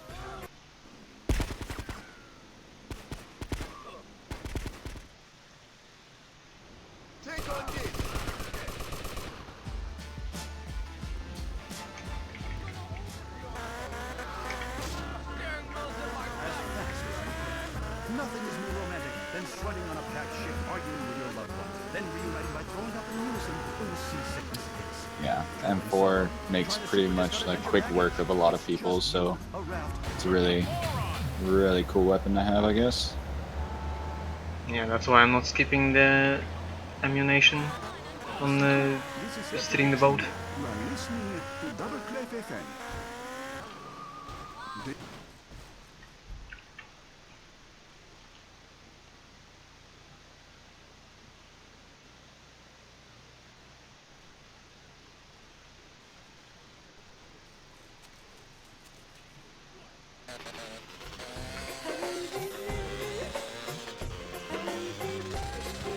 So if you do have time to explain, Redlof, what is the method behind Crazy 69? Because from my understanding, it's just kind of like pull as many guys to run towards you as you can.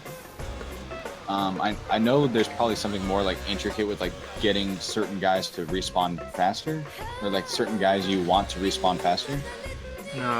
We tried to mess around with that, see if killing a couple of guys God damn it. Earlier would be beneficial, but it turned out it really wasn't. Because there's... well, I don't know, it's just... there's no way really to make this mission go faster. You just pray for good spawns after you kill those that are spawned by the mission initially.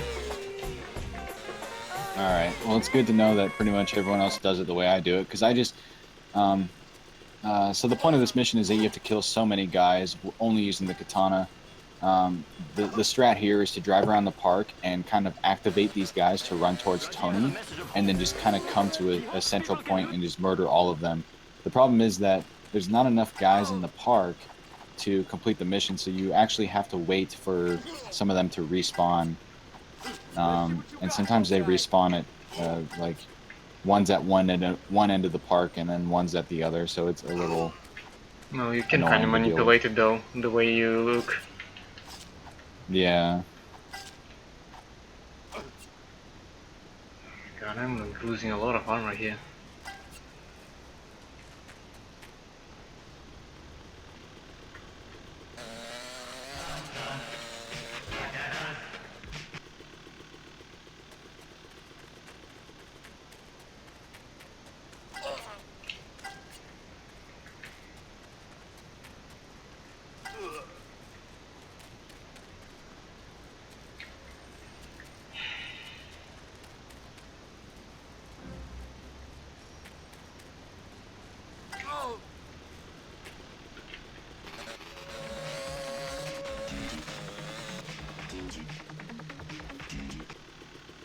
And sometimes some of the Farelis can spawn while not being marked on the map, so you can't really like see them until they're running closer to you. I think there was an explanation as to why that happens, but well, I really don't remember.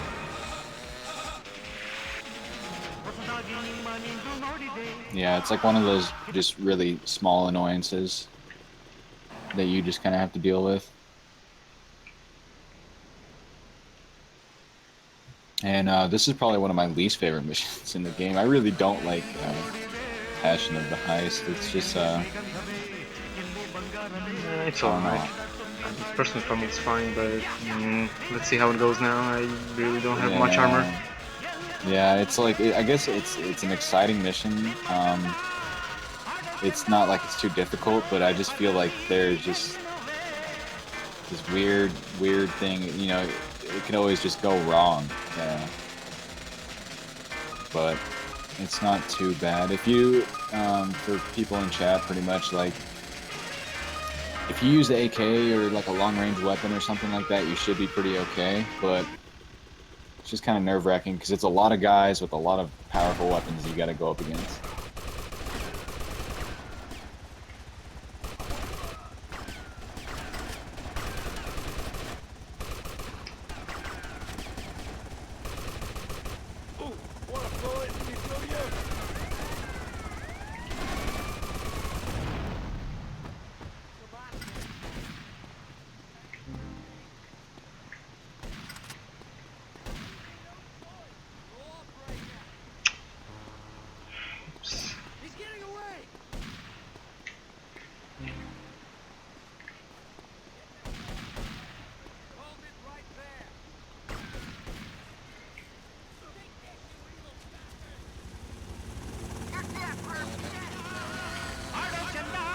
I think I actually had a run where I drove all the way back to Liberty Tree without getting the briefcase.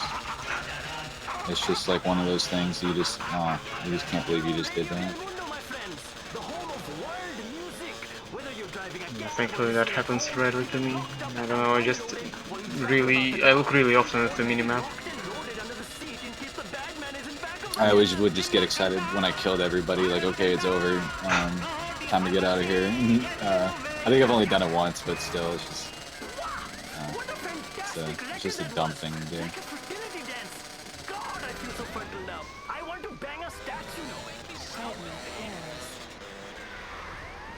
Love a stranger, but not.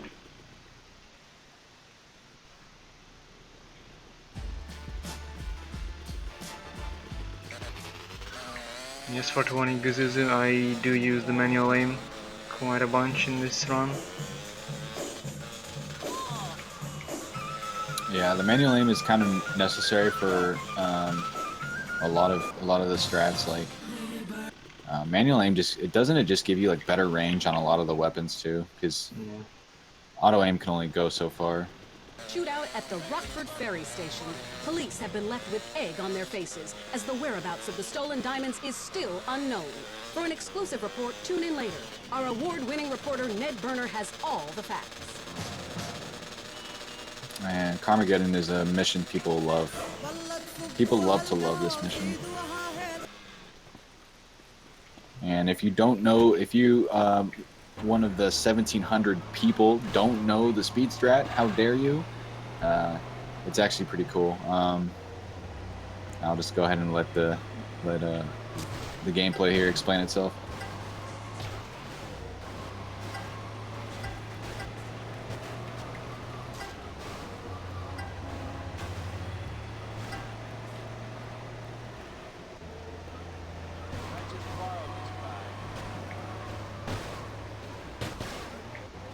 So the point of the mission is to just pretty much cause mayhem. I mean, you get points depending on what you do to other vehicles and pedestrians in the city. So we're gonna see the best way to get points, really, or higher raise your rating.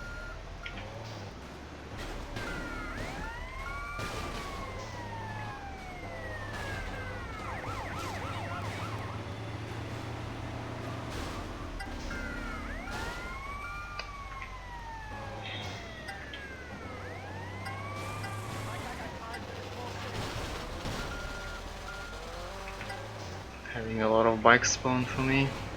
Yeah, it's a little unfortunate.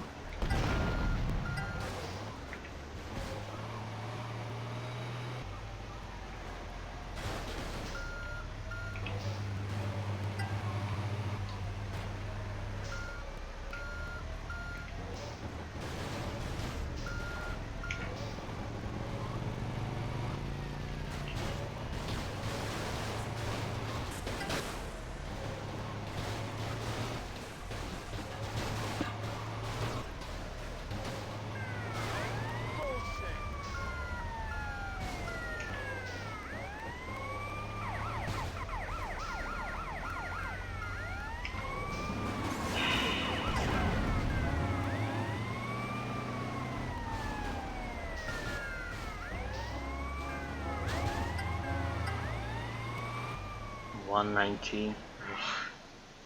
Oh, yeah. Marathon man.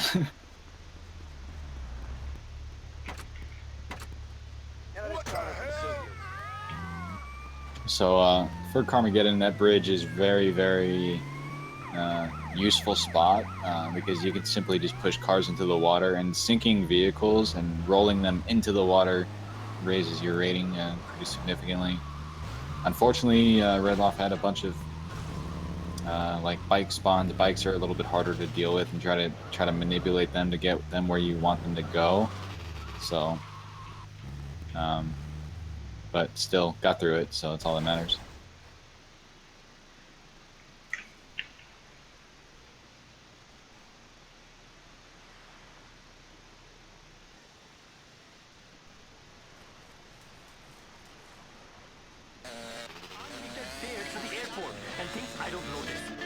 And I used to think this mission was hard. I don't know, I guess I just equated, oh man, there's a bunch of shooting, this mission must be hard, but I don't really know. Redlof's a little bit low on health, unless he's picking something up right now. I'm gonna pick up his armor right away. Oh yeah. This mission is really easy with that M4.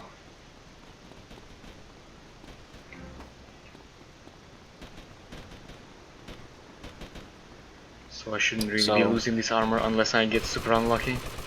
Yeah. And he parked the bike back there because that's where the mission's gonna end. So as soon as the mission ends, that he could just hop back onto the bike and then just kind of walk, get the ambush on those guys, and then pretty much now just plow through everyone else.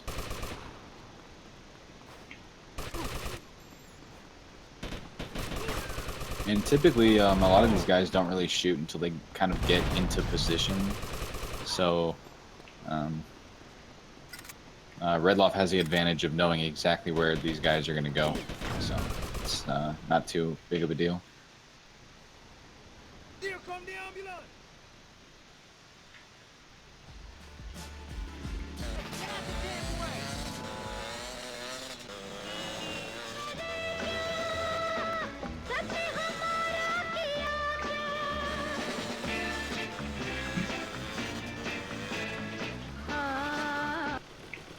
Now it's time for false idols, which kind of tests your ability with the old rocket launcher there.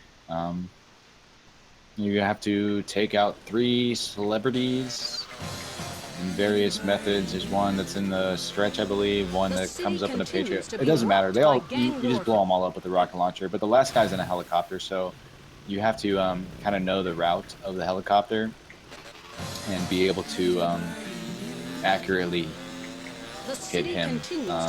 Mission's really not too difficult unless somehow the helicopter just evades you. Then it could be a bit annoying. Recently to emerging gangs, keen to take advantage of this Mafia feud. The FBI is laying the blame for current troubles firmly at the feet of a mysterious Mr. Big, with whom they are eager to talk. More later, only on LCN.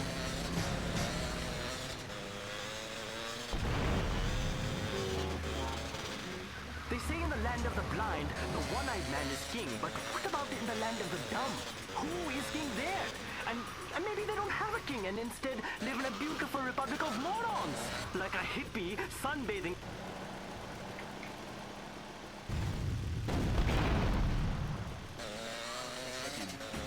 It matters little whether we call him Allah, Buddha, Christ or Jehovah. He belongs equally to us all. Raghupati Raghava Raja Rampati Tapavana.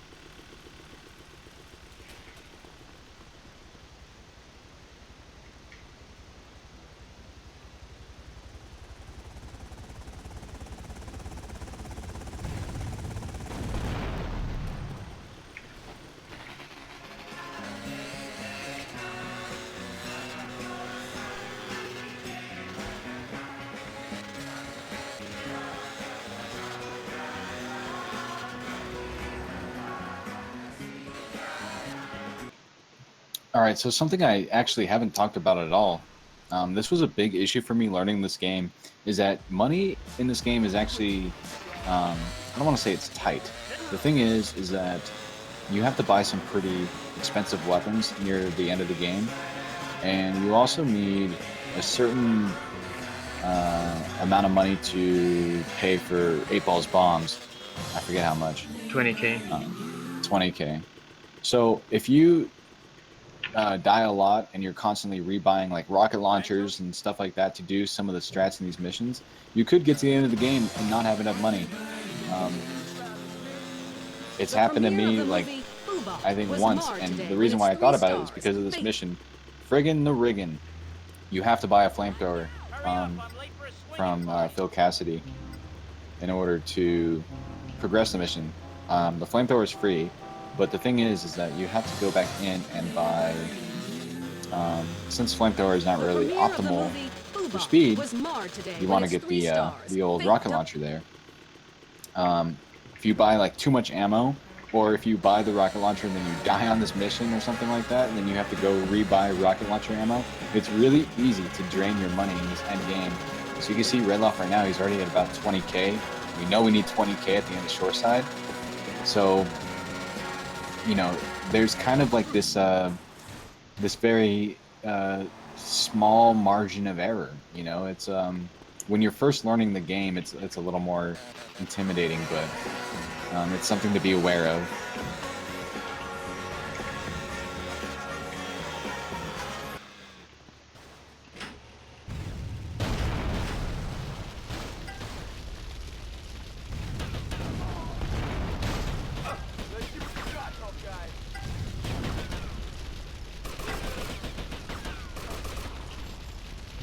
And now we see exactly why we don't want the flamethrower. This is why we want the rocket launcher, because you could just torch all of these things super quick. And already, as you notice, he destroyed the vans outside, and doesn't have to worry about those. So, yeah, rocket launcher is just awesome for this mission.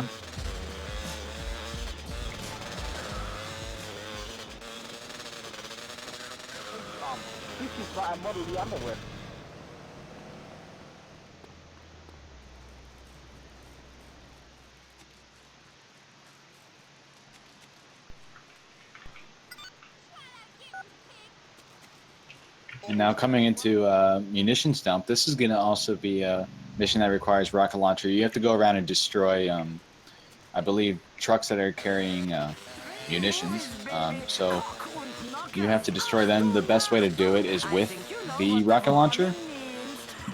So again, if you were to blow yourself up or you have to go rebuy rocket launchers, you're just draining money. So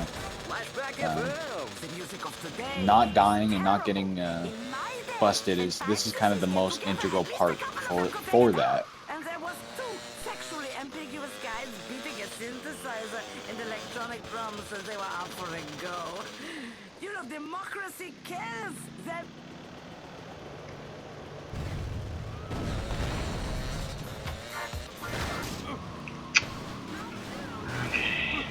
Okay.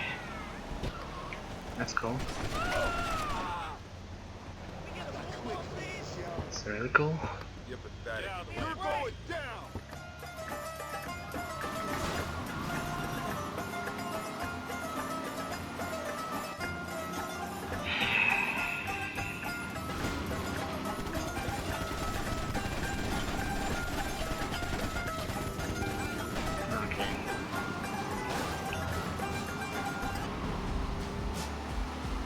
Didn't go quite as planned. Because of the traffic.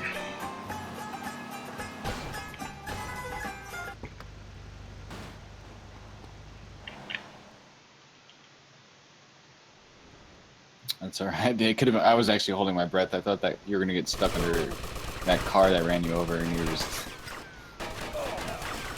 That would have sucked. Okay, we're good to go. Gentle, sophisticated, and oh-so-European way to get her shit-faced and sorry in the morning. Ooh, I feel like I'm in Europe. Got some cheese for this shit? And this mission, after you kill everybody, you have to drive Donald back, and there's kind of a certain way you drive so that the enemy vehicles don't really even stand a chance to catch up to you, and that's pretty much just like cutting through that little parking lot near the car park way back there, and then they won't be able to actually get in front of you, so you should have enough speed to just go ahead and beeline it straight back to Donald's. Bad news, Tony.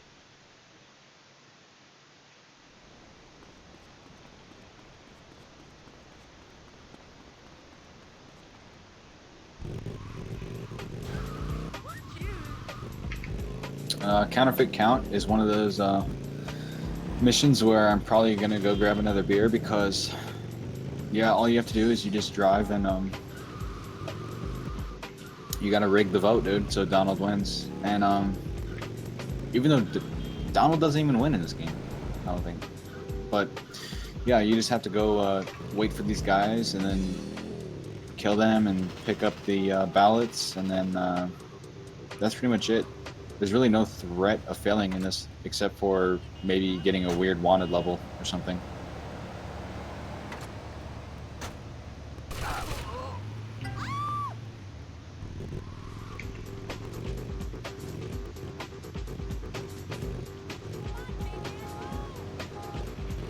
I'm not sure I want to say that for 20 pieces though. It's really not a good thing to say. And I'm a nice guy, I don't say things like that.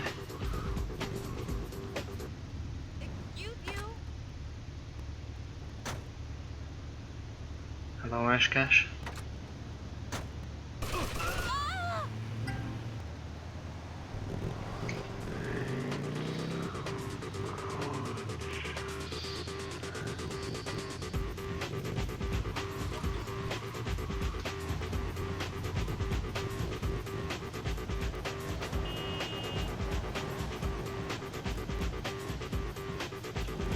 This van can get stuck on this turn, but yeah, you can just look behind you, so no traffic will spawn in front of him, so he won't be duped.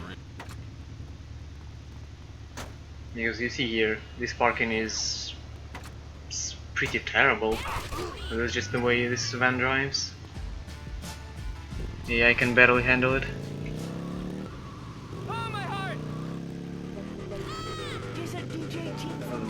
Okay, no one on level. Thank God. I'm gonna pick up the health while waiting for phone call. Alright, I'm back. Did something terrible happen? Nah, everything's fine. Alright. There was just only one thing to explain as to how to avoid when to get stuck on that one turn. Just by doing camera tricks. Oh, yeah.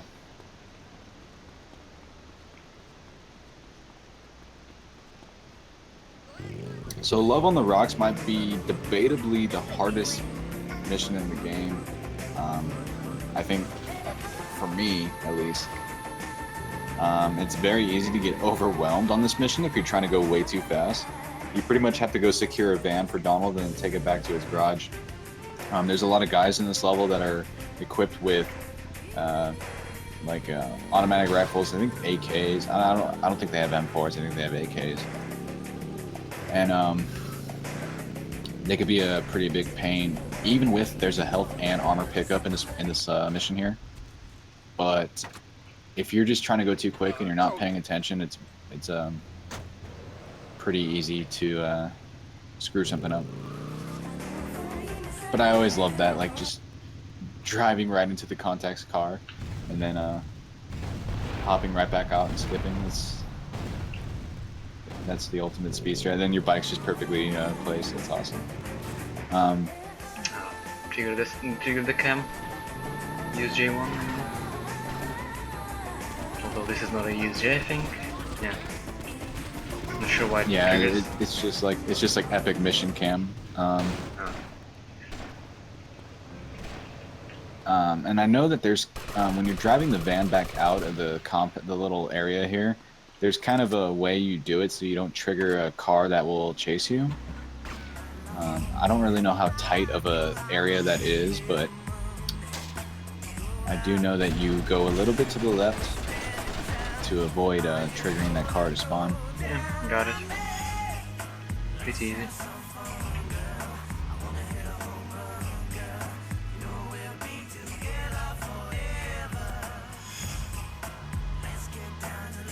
As long as you don't spin out, then you are fine. Even if that one guy or two are shooting you, you shouldn't be blown up. Yeah, so this is perfectly good health on the van to make it back to Donald's, and especially since there's really no one coming after him, it's pretty safe. And this is, I believe it's like technically the last Stanton mission. I think Shoreside unlocks after this, right? Yeah.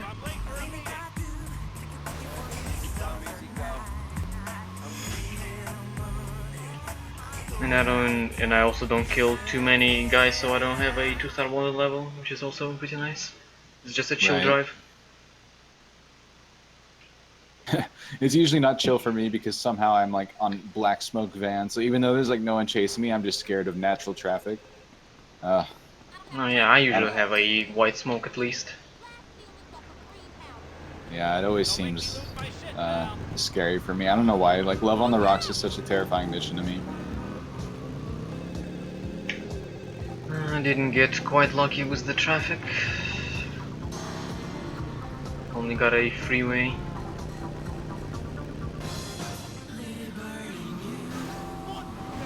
There'll be much celebrating tonight as the industrial action that brought Liberty City to a standstill has finally come to a close.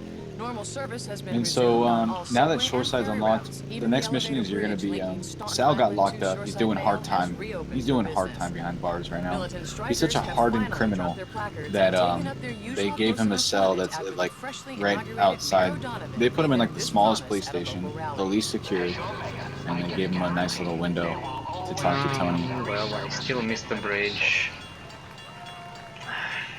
But some may find his I blame it promise on has a freeway, second- really. Freeway sucks. Yeah, I really, really don't like the freeway at all. Well, that's a good time to take a phone call.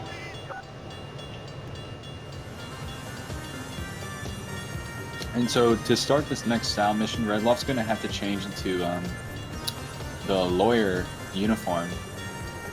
So if you remember way back, like 2 hours ago, I mentioned that sometimes you have to be in a certain outfit to start a mission, and it really doesn't affect any percent too much. This is one of those missions. This is one of the few times it actually does. What's funny about it is that you can switch to the lawyer uniform to start this next mission, but for the rest of the time that Sal is in jail, you don't have to be in the lawyer uniform, just for the first mission here. And yeah, the bridge is like GTA 3, except I think it's about half the speed. I think it's way slower in LCS. I'm pretty sure the bridge moves at half the speed that it does in GTA 3. Yeah, it is really slow. And it basically depends on how you do in Stanton. Well, I'm pretty sure. Like when I'm doing fun in Stanton, I never like have troubles with the bridge. Not sure after which mission it really unlocks though. I mean, I hear the sounds pretty early into Stanton. Yeah, and do you know, like, it's on a consistent cycle, like how it is in GTA 3?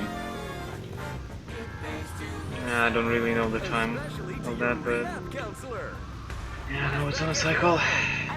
Hopefully, I'm not gonna do too bad in the beginning of Shoreside, so I'm not gonna miss another one.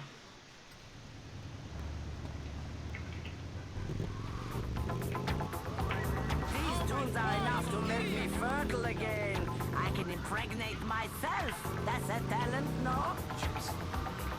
Oh my god. It's twice as much. Fucking LCS breach. And of course, Nick knows the exact the exact time there. What does Nick not know? Let's that's what we need to figure out. All right, so Rough Justice is it's a pretty easy mission. You just have to go kill some Forellis, and I don't think you even have to pick up the hoods, do you? Yeah, you can just leave them behind. Yeah, it's and you can see Redlof, he has like plenty of ammo, plenty of SMG, which is really all you need. Nah, I don't really use SMG in this either. It's like AK or M4. Yeah, like the fastest method is just use, you know, the more powerful weapons, because there's just a lot of guys to kill, and you're going to be doing a death warp anyway, right? Yeah. So, I mean, it's not like you're trying to reserve ammo, it's just, you just have to kill a bunch of dudes, so. No, but yeah, before I got to buy like two AKs during stealing the vote, I rarely managed to get enough ammo for this mission. But now that I buy 2 sets, I'm like almost consistently on around 300 bullets by this time. So I don't have any kind of troubles going fast. Yeah, and it doesn't affect like your money too much, I don't think. Yeah.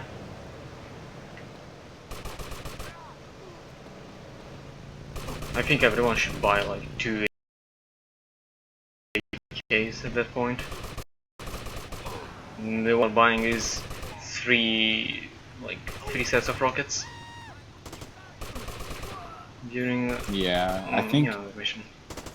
I think even I buy way too many rockets, because I always feel like I'm cutting it pretty close with money, and I think I just buy 1 extra set of rockets that I don't need.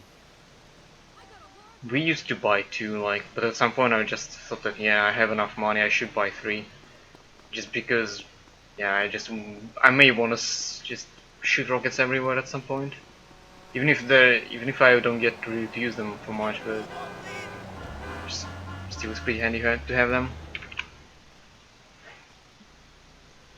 So Redlof did a death warp there because this mission right here, Dead Reckoning, they give you a rocket launcher. That's really all you need. So do the death warp, and he's gonna come right back up to the police station to start this mission. So a lot faster than driving back from Wichita Gardens.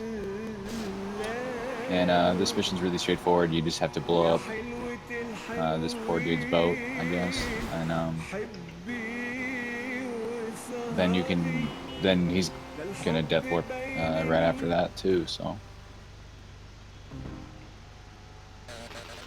this is actually a really relaxing part of the run, at least for me, just because knowing you do a lot of death warps and a busted warp coming up, so it's like you're not really worried too much about like ammo or anything like that. And that's why, like, as we were talking, like on Rough Justice, you can just give it everything you got. Like if you have leftover, whatever you have left over, you might as well just dump it, you know.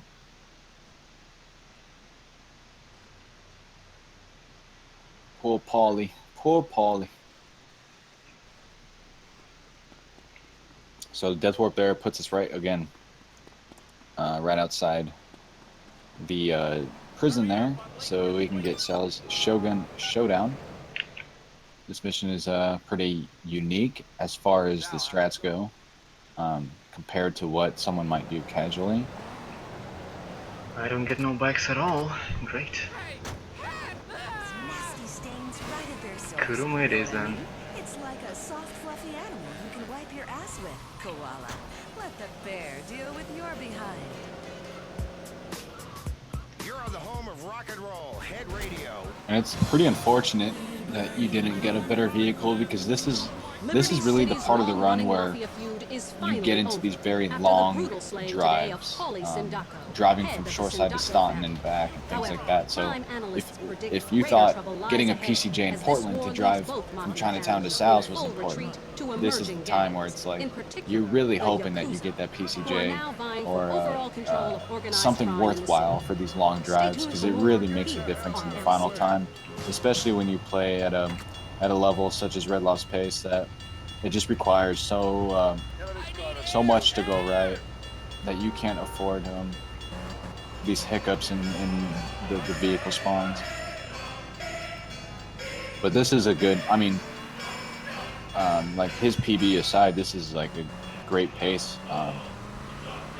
So far, no really unintentional deaths other than to restart the that one mission in Portland, but that was pretty minimal time loss.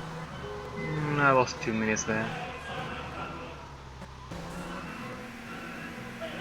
And so far I'm like 7 minutes behind. Yeah. I lost a bunch of time in early Portland, then until that one big mistake I played pretty clean.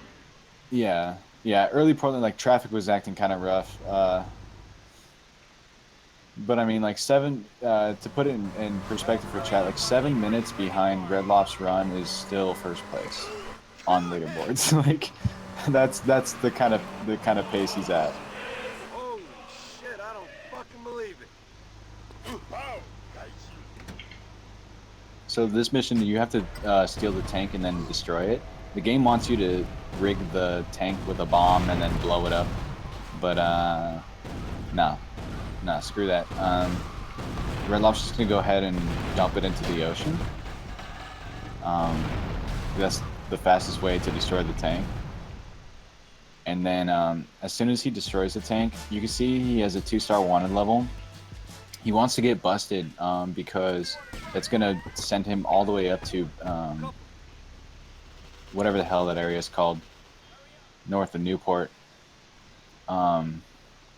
So he could be near Toshiko when she calls to start her missions.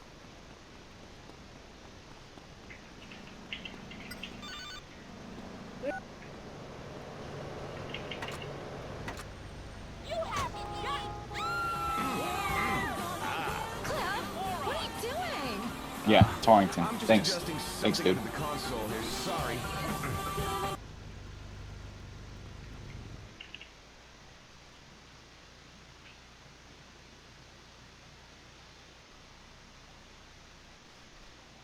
So I lost 30 seconds here.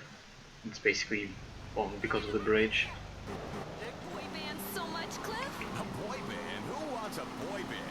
And Toshiko's missions are pretty straightforward. There's nothing too insane about them. But it's just when you're doing runs of this game, this is kind of the time where you're really feeling that you're at the end. So you don't want to make any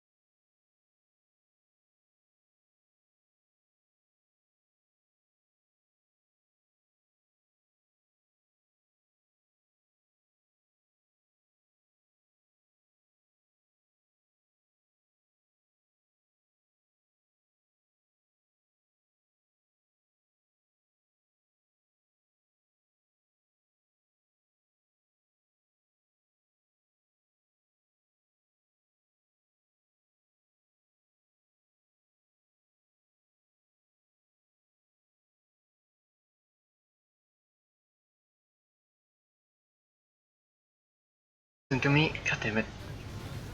You know, I always feel with this mission, I feel the same way. Like, I never get a PCJ. I never get good bikes. I never get good traffic. I never get good anything. But the mission itself, not too bad. Yeah, So just you pretty much like I treat for me it's like, yeah, I see it's a last Toshiko mission. I can finally be relieved not having to deal with this crap anymore. I always feel like it's a mission I could save a lot of time on, but never do. It's like chasing a pink elephant or something.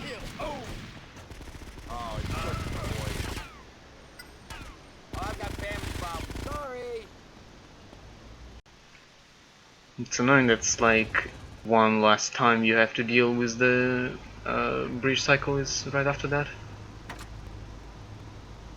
That's true.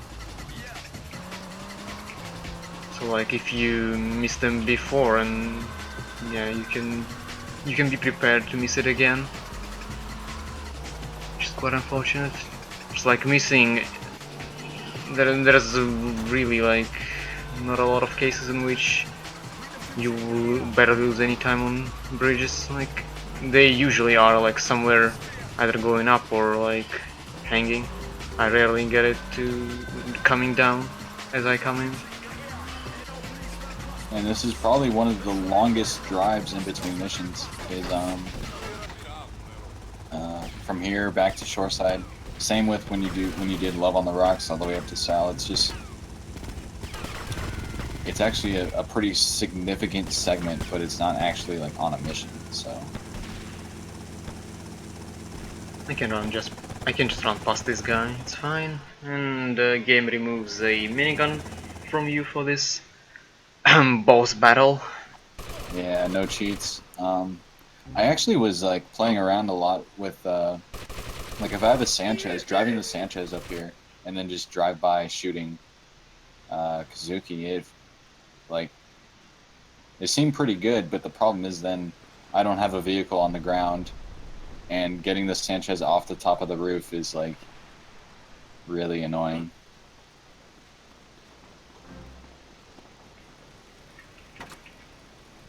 Rock'n'roll and charitable giving together. It was just horrendous. 6 years ago, I promised the world I would stop sinning to end hunger and protest the law.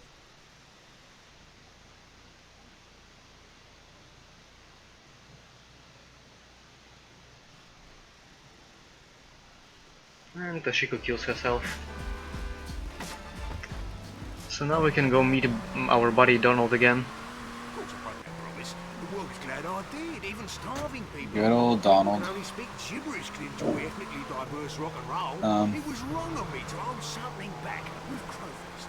I'll be Some of the we're gonna be saving the world through I don't know, you know what? Some of these late game missions I just really like. They're not hard. I just really don't like them because I hate driving in between Stanton and Shoreside. And it seems like that's all it is you have to come back to Stanton and then you go back to Shoreside. You have to understand the balance. 25% music, 25% communal nature, and the rest is like this. I should have switched for that PCJ, but I was really trying to not miss that bridge cycle. But to me, it's medicine, right? Yeah, I guess so. Oh, I don't even see any more PCJs around. Yeah, and he's gonna really want a PCJ for this upcoming mission because it makes dealing with Avery a lot easier. That you can just kind of shoot from the front. So a bike is, I don't want to say crucial, but it's really, really good to have.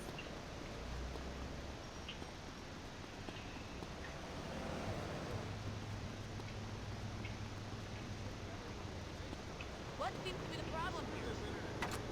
Take it, I don't deserve it. It's my company car.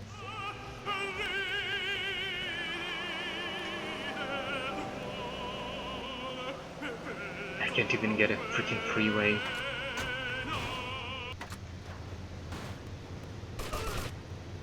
I'm trying to think of what of the fixed spawns are there. Are there any bike fixed spawns in Pike Creek at all? No, I don't think there is anything good nearby. Which is why we're like RNGing the bike in the first place. I always found that kind of weird because I feel like, at least in Portland, PCJ spawns are a dime a dozen, and then like as you progress through the game, it just becomes significantly less as far as fixed spawns go. Head for the airport, Tony. We don't have a minute to lose.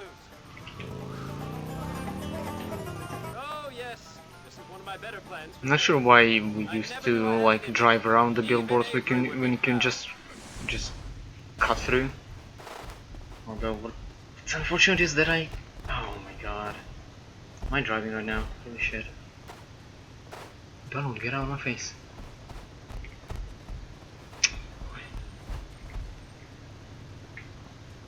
Oh yeah, I can actually get out. Fantastic.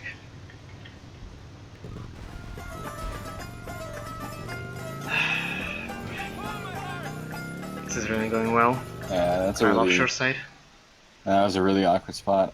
Oh man, I hate shoreside. I hate the layout, I hate the traffic, I hate everything about it. In GTA 3 and LCS, it's never good. Shore side is the shortest segment, but it's the most annoying one. Yeah. And probably I don't know who's gonna get killed now, or maybe not. Okay. I need to chase Avery though. It's unfortunate. So the point is to shoot the back of the plebeian so that they'll stop, and then Avery will continue going. That way you could take on Avery without having to worry about the cartel like coming up right behind you. The most annoying part of this mission is sometimes the cartel get really lucky, and like they'll just snipe Donald off the back of your bike, and you'll just fail. So yeah, Donald takes like one bullet. Yeah, it happens so random. So you kind of want to like make sure the cartels stop, like like kind of drive around them at least a little bit, because all it takes for them to just look at Donald and then they can just snipe him off the back of the bike. When I was learning this game, it happened to me like 7 times in a row, and I was just thinking like, I must be doing this wrong.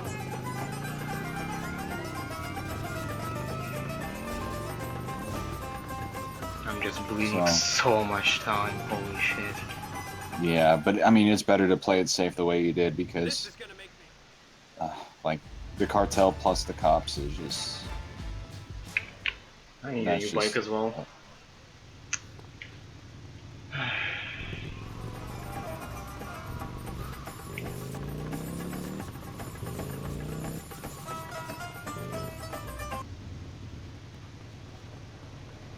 And this is one of those missions that's very simple, but just the fact that you have to drive to Stanton and then come back is makes it take quite a while.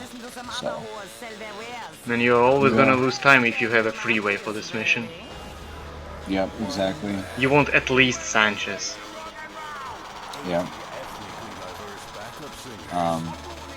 And that's what's really hard. That's really the kind of bane of running this game, is that like if you get one run where you have a PCJ, like say on this specific split, if you were to do this mission, and you have a PCJ and you do this mission, and then the next time you do a run, like if you have anything less, you're gonna feel that time loss. You're gonna feel it just because it's such a long drive compared to most of the other missions.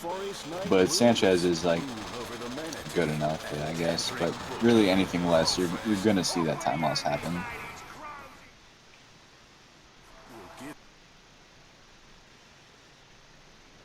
Where are the goddamn photos? Don't hurt me. Where are they? Please, no! Come on, you little pussy, give them up. Okay, I'll get you the photos. I stashed the film in my locker. So, Ned Burner's not really a man of his word. Luckily, you can kill him very quickly. You don't have to chase him around or anything.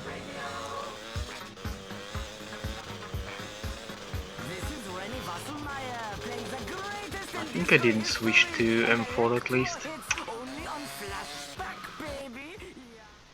So I should be careful a bit. Yeah, I didn't. Okay, still enough time to switch weapons.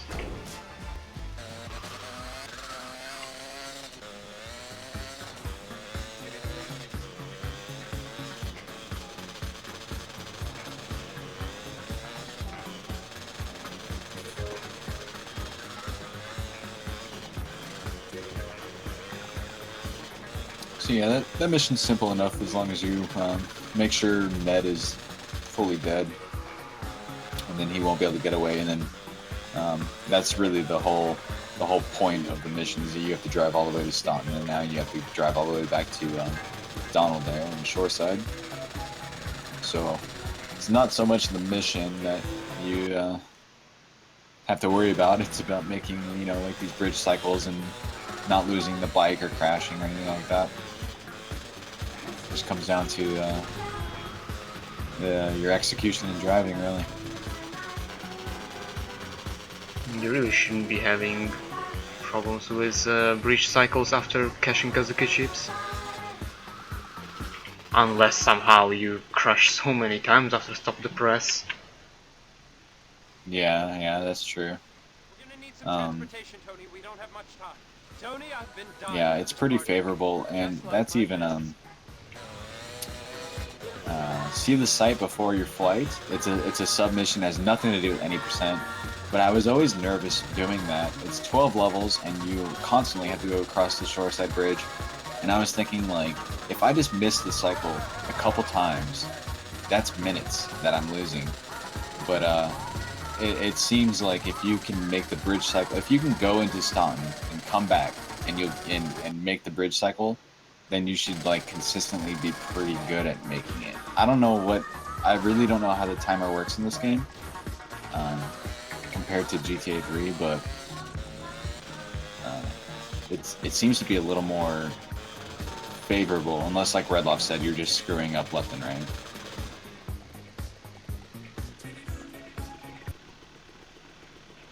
I don't know, I think for Stop the Press and Morph Body Resurrection you have a breach cycle, just, I don't know, it simply stops for you or something. Unless I'm wrong and Code Monkeys will just shit on me right now. Yeah, it's something to look into, I guess. I'm not really sure how it works.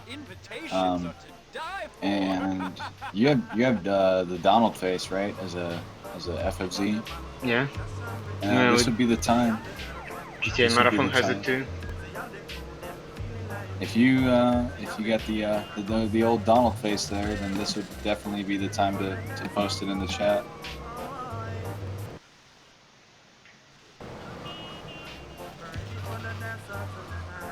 Pauli, I was saying that I think during Stop the Press and this mission, breach cycle just completely stops. It would make, I guess it would make sense for this mission, definitely. Oops, I missed the bribe. Oops. Whatever.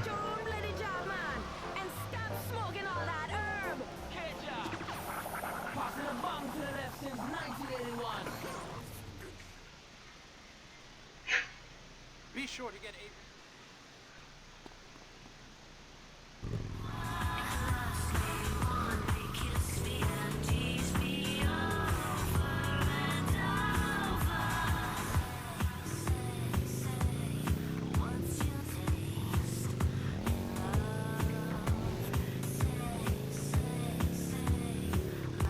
So Sad Boy confirms Breach Cycle does stop on certain missions. He was right about a few things in the past, so I have no reason to doubt him, even though his name is Sad Boy Horizon.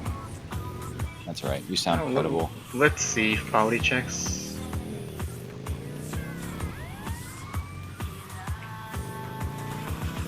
Love on the Rocks unlocks shoreside, Pauli.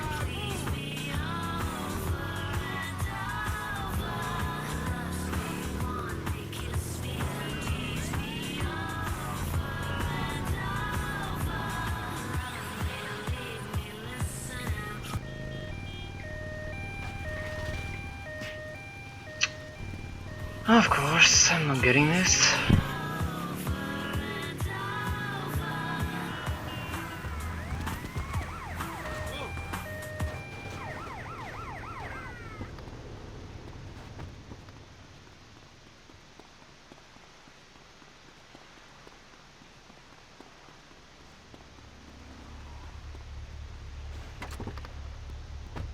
think I'm gonna go blind than you?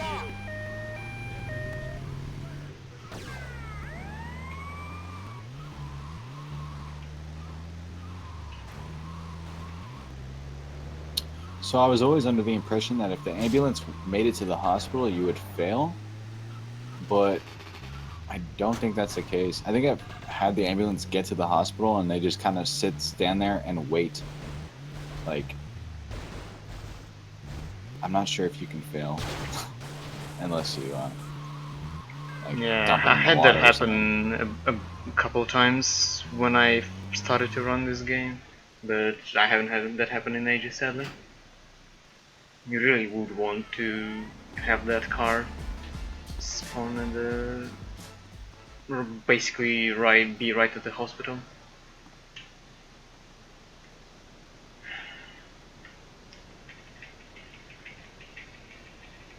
So now we get to see 8-Ball, who is such an important character in this game.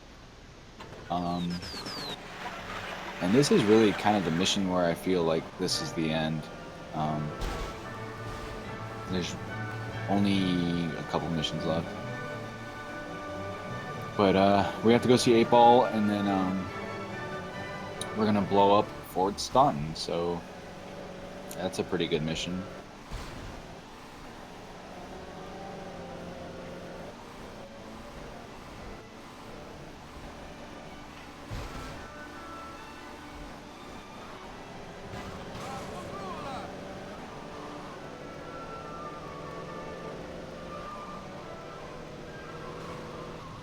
And no, you don't have to do Maria's missions. Her final 2 missions aren't necessary for progressing into the game, as you can see, since we're already in Shoreside. So for any percent, no, you don't do her missions. You would only do her missions in a 100% scenario.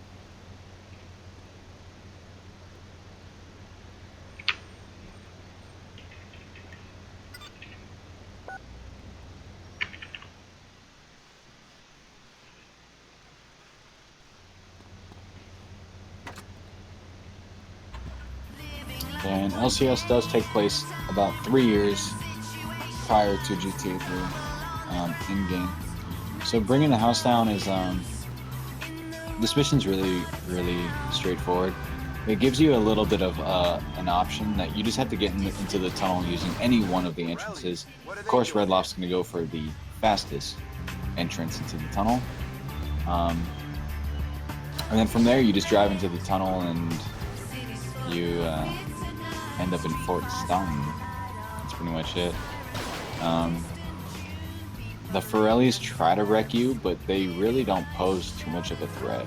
They are really bad at driving, and they really can't navigate through the tunnel that well, so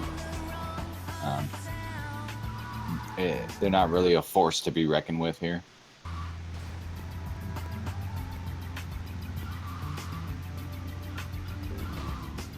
And the main character of GTA 3 is Claude Speed. It's just a speculation. Yeah, it really is, but...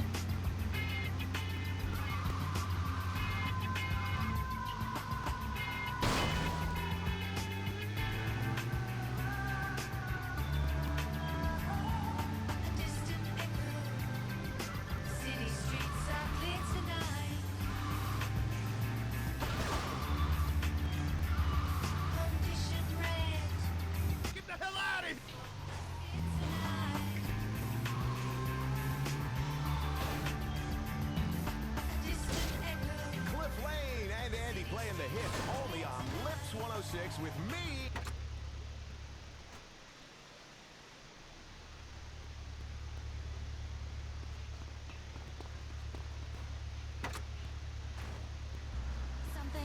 Shut up, you witch.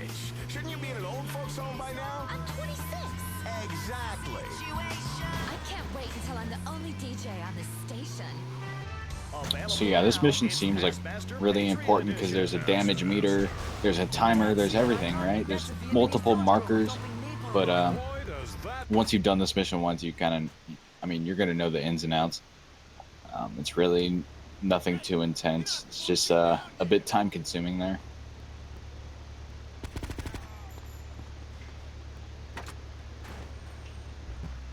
The future of education about the past is right now. Lips 106, home of the hits, and me, the hit. I always love that. Don't leave any witnesses. It's like one poor dude on his lunch break. You just fucking gut him down. Poor guy. Why does he care that much though? I know. He's not a guard. Like why? Yeah. Why would he even rat? It's you know. Oh, I saw a red van. It's just not a big deal. This guy in a tuxedo. I swear to God.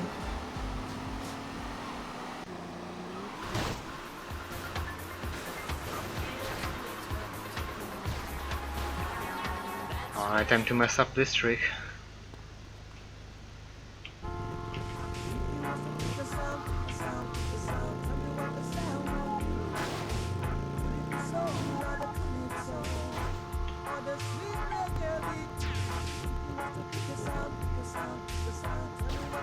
Or not. Okay. So there's only 3 missions left, I believe, right? Yeah, pretty much.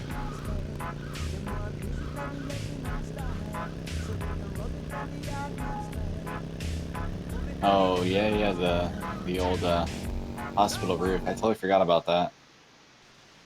Yeah, it's a really good way to get into Shoreside, in a quick, fast, and a hurry. If you're in a hurry, that's the way you do it. And this thing is fixed on PS2 version of the game.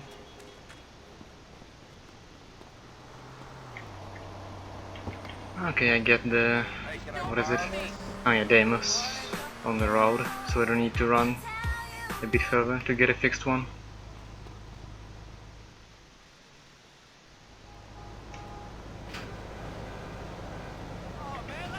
And Love on the Run is actually a lot of people thought it was pretty hard, I think. But if you have the minigun, it's a walk in the park. It's a cakewalk. All right. If you got the minigun, you should be good to go. You just the only way you could really get kind of screwed over is if some of the blown up cars block your line of sight a little bit, but that shouldn't be too much of an issue.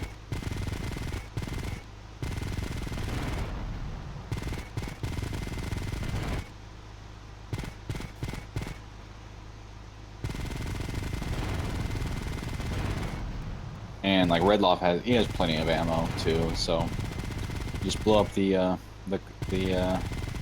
guys here as soon as before they can even get in the fence, really. Yeah.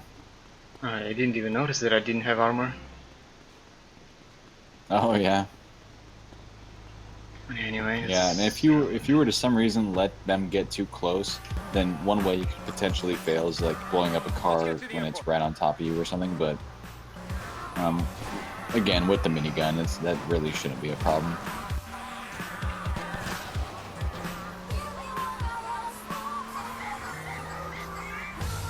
This was pretty fast, but I had to take it slowly going out because of the too many wreckages. Shame the game doesn't despawn them or something. Yeah, and I don't know if you've ever had that happen where all the cars are blocking the exit, and there's cops waiting right outside, so it's like they're really close to busting you there. This mission's a lot harder on a bike, just because it's the same thing as like driving Mr. Leone at the end of Portland. You don't really... I mean, there's the risk of the cops running into you and bad traffic, and you go flying off, and Donald goes flying off. You have to kind of recuperate a little bit, but it's one of those missions where it really shouldn't go wrong, but it can. This mission personally is harder for me in Deimos because this vehicle is very fragile. So, like, if you drop and roll, you might lose the car and Donald with it. And I'm paid to laugh at them. Yeah, that's true. Luckily, we got the old mission pass, and now all that's really left in the game is to finish the last 2 missions. Easy as pie.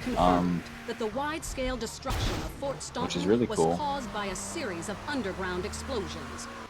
Because the last Suggests that the 2 Mafia missions linked aren't Forelli. necessarily anything that's too insane, too demanding.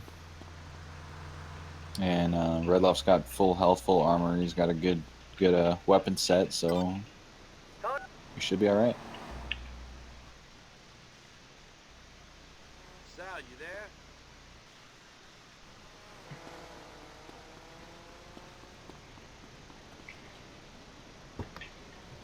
And in chat to address this question off topic from LCS, will there be a closing now ceremony? been If you're talking about the marathon, I believe that the marathon organizers are going to be doing a GTA Online It's now party. been We confirmed usually do it on that the NTA wide-scale every destruction year, but of I Fort believe it's going to be on Stanton was GTA caused by Online. a series There's of going to be a huge underground party, explosions. and they're going to Rumors basically suggest play that until the the last Mafia person Forelli goes to family bed or were something like using the that. derelict Or subway someone running decides beneath the area to okay, I don't stockpile want an to stream arsenal of anymore. munitions for their gang So, wars. and that will It's not be known at this time whether this terrible tragedy was caused by well, the weapons tomorrow for cache me, but accidentally being ignited. that will be the end of the marathon.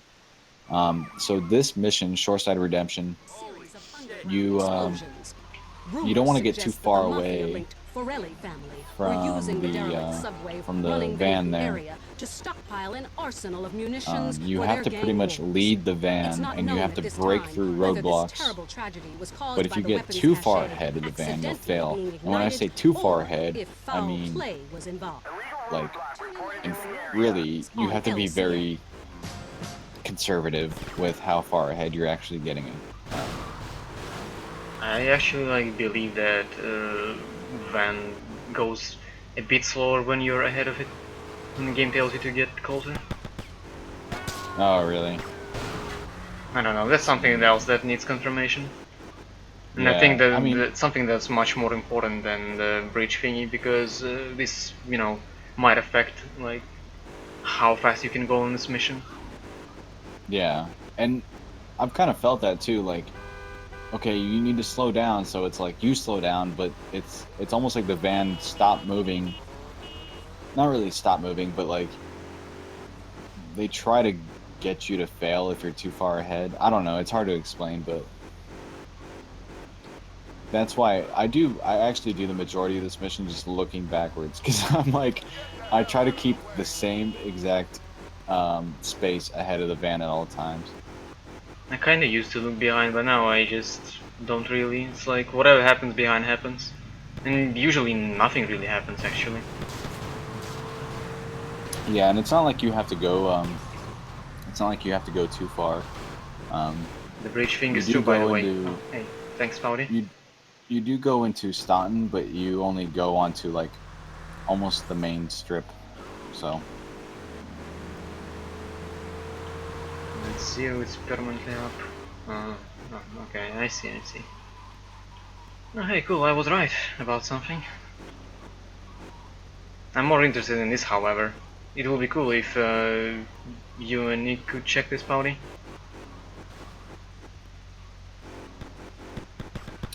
yeah, Powdernet, come on! You're just sitting on information. Go test some stuff, dude. Put everything in your life to the side and work on LCS, please. Thanks. Check if the van's speed is affected, when you're too far, it goes slower or something.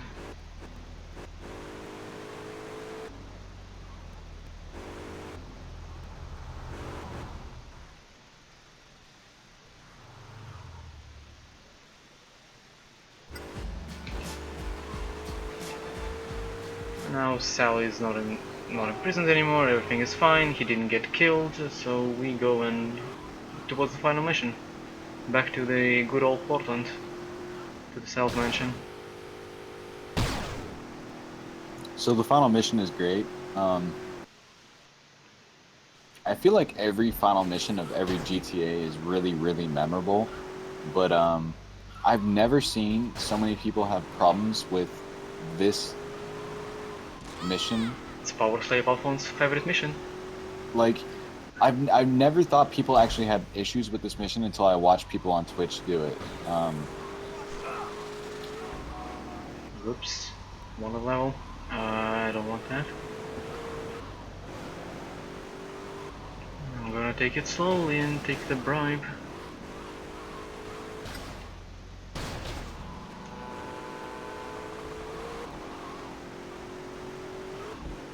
And if you don't like the Sicilian Gambit, I don't know what's wrong with you, dude, because it's pretty good. But everyone falls for the one guy, all right? If you've played this game recently, the one guy that gets you, you know exactly what I'm talking about. There's actually a good method to get past him, so Redlof will show you how to do that.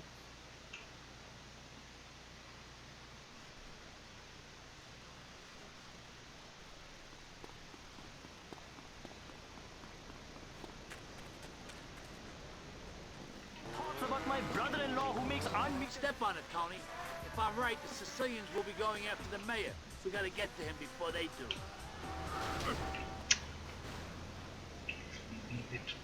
Bad? No. This don't look good. Yep, so, these don't look good. You're right, Sal. Fucking hell. I got my trap locked.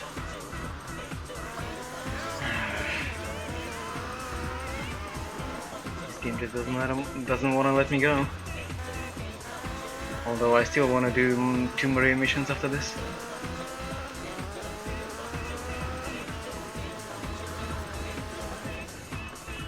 So this better not take too long, because I don't want to go overestimate with those 2 missions. Yeah, and this mission is actually pretty lengthy too, just because it is a bit of an auto-scroller. But yeah, we'll address that when we get to it. The point now is to get Sal over to the docks here. Really, City Hall.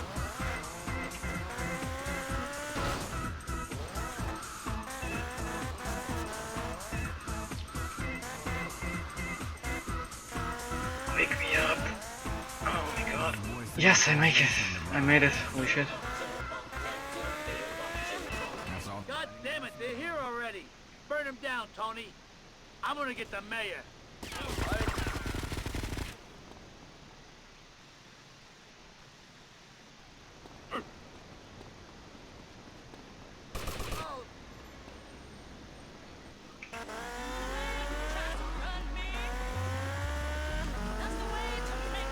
Okay, this bribe sounds great.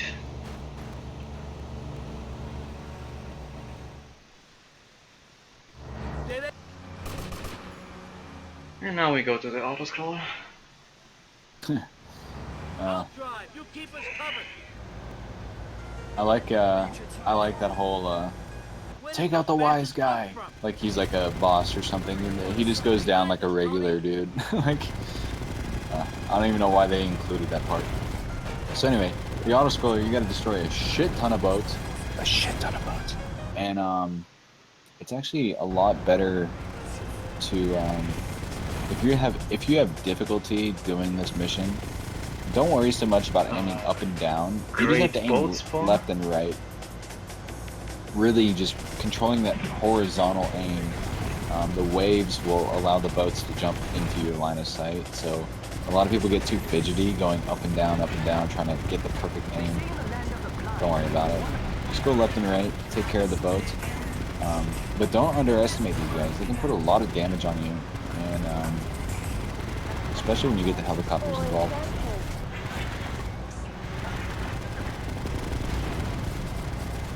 Tony, take out the chopper.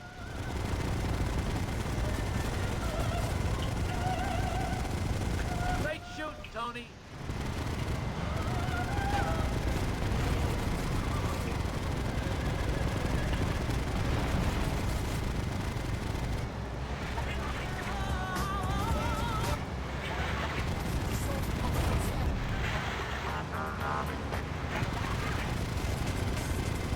Pretty current short-side redemption does slow down if you're too far. You can tell exact conditions.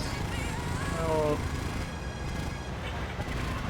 Yeah, it really depends how far. There's like, I think it's like there's one that's like tells you don't get too far, and one where you're like you're losing it. I think. Pretty sure it would already slow down if the game tells you don't go too far.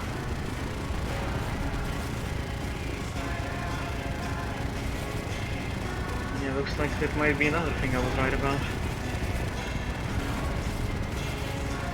That instinct, man. Usually, if it feels like it, then it is. You know, that's how it is, especially with GTA games.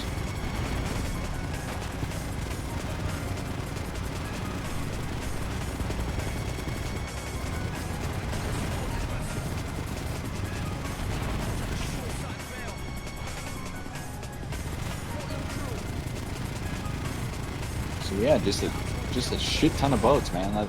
That's just what this is. What I really love about this mission, literally a shit ton of boats, and then there's like what, 4 guys on the lighthouse. Like they have all these guys in the boats, but they just have like 4 dudes in the lighthouse. It's amazing. So Redlof is showing you right now, like this is how you lighthouse. Right?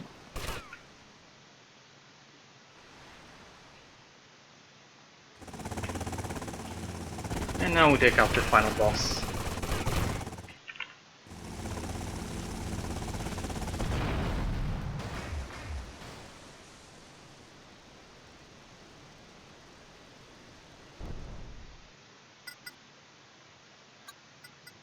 Oh yeah, man. GG.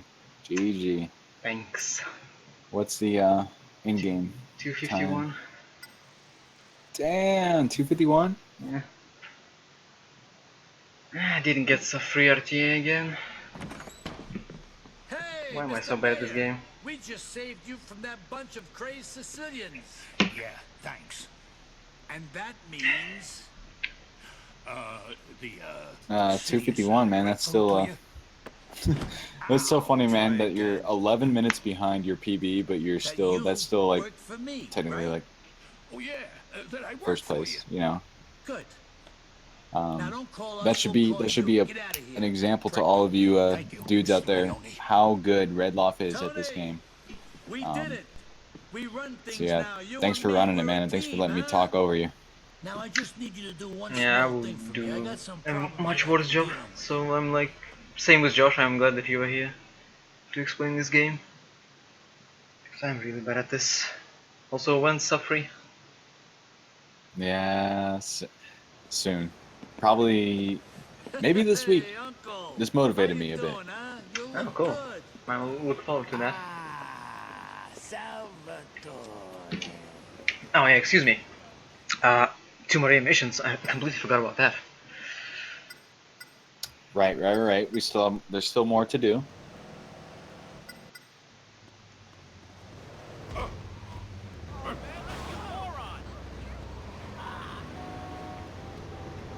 No more bikes around, sadly. That's okay. I'll get one during You know what? that. These people, they don't want to watch GTA 5 bingo. They don't want to watch it. They want to watch more LCS. Let's see it.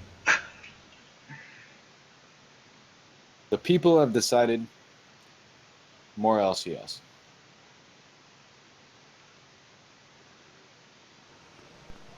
Okay, card despawned. I'll take a cop one. Oh, and yeah, thanks for the GGs, everyone. Hope this wasn't too boring to watch. And I just want to reiterate, if you're on the fence, dude, okay, here's the thing about GTA Marathon. It's a special time. It's a special event. People have watched GTA Marathon and were convinced, I want to speedrun GTA games. It's changed lives. GTA Marathon has changed lives. If you're one of the people and you just want to play a raw GTA, no crazy tricks, no technical skill, just raw execution, LCS is the game for you. I'm telling you. Alright? If you like the classic stuff, LCS is the game for you. So get at Redlof, he'll teach you everything you need to know. Alright? At Redlof.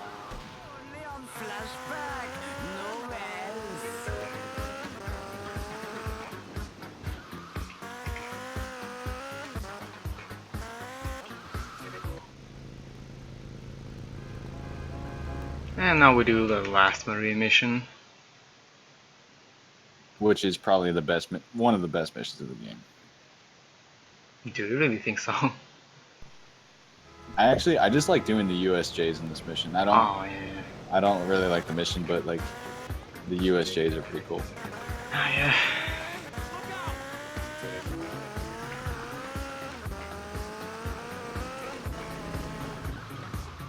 Wish I would be that good at Hondo. Being good at any percent is kinda... Hondo is where it's at.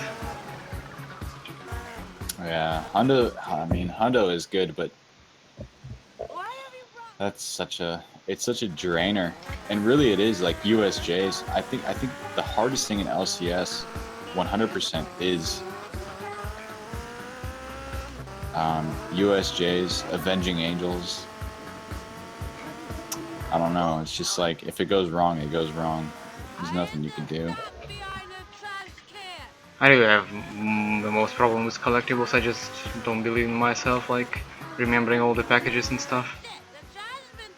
I've done rampages and stunts like separately, so I kinda like remember them all, but packages is not my strongest suit. Although I haven't really even tried. Well, this is the way I try to remember like packages for each mission. So like if you told me a mission name, I would tell you what packages you grabbed during that mission. So like I probably like if you just stuck me, if I were to start a new game in LCS and you were like, all right, get all 100 hidden packages, I wouldn't be able to do it. I would probably get like 15 of them. But if you told me like this mission, I could tell you, okay, 2 packages. This is the ones you grab. You know, it's like you have to like segment it in your brain a little bit, and then it becomes like just natural. Yeah, I will probably have to be carried by the route dock on the second monitor because I'm just that bad.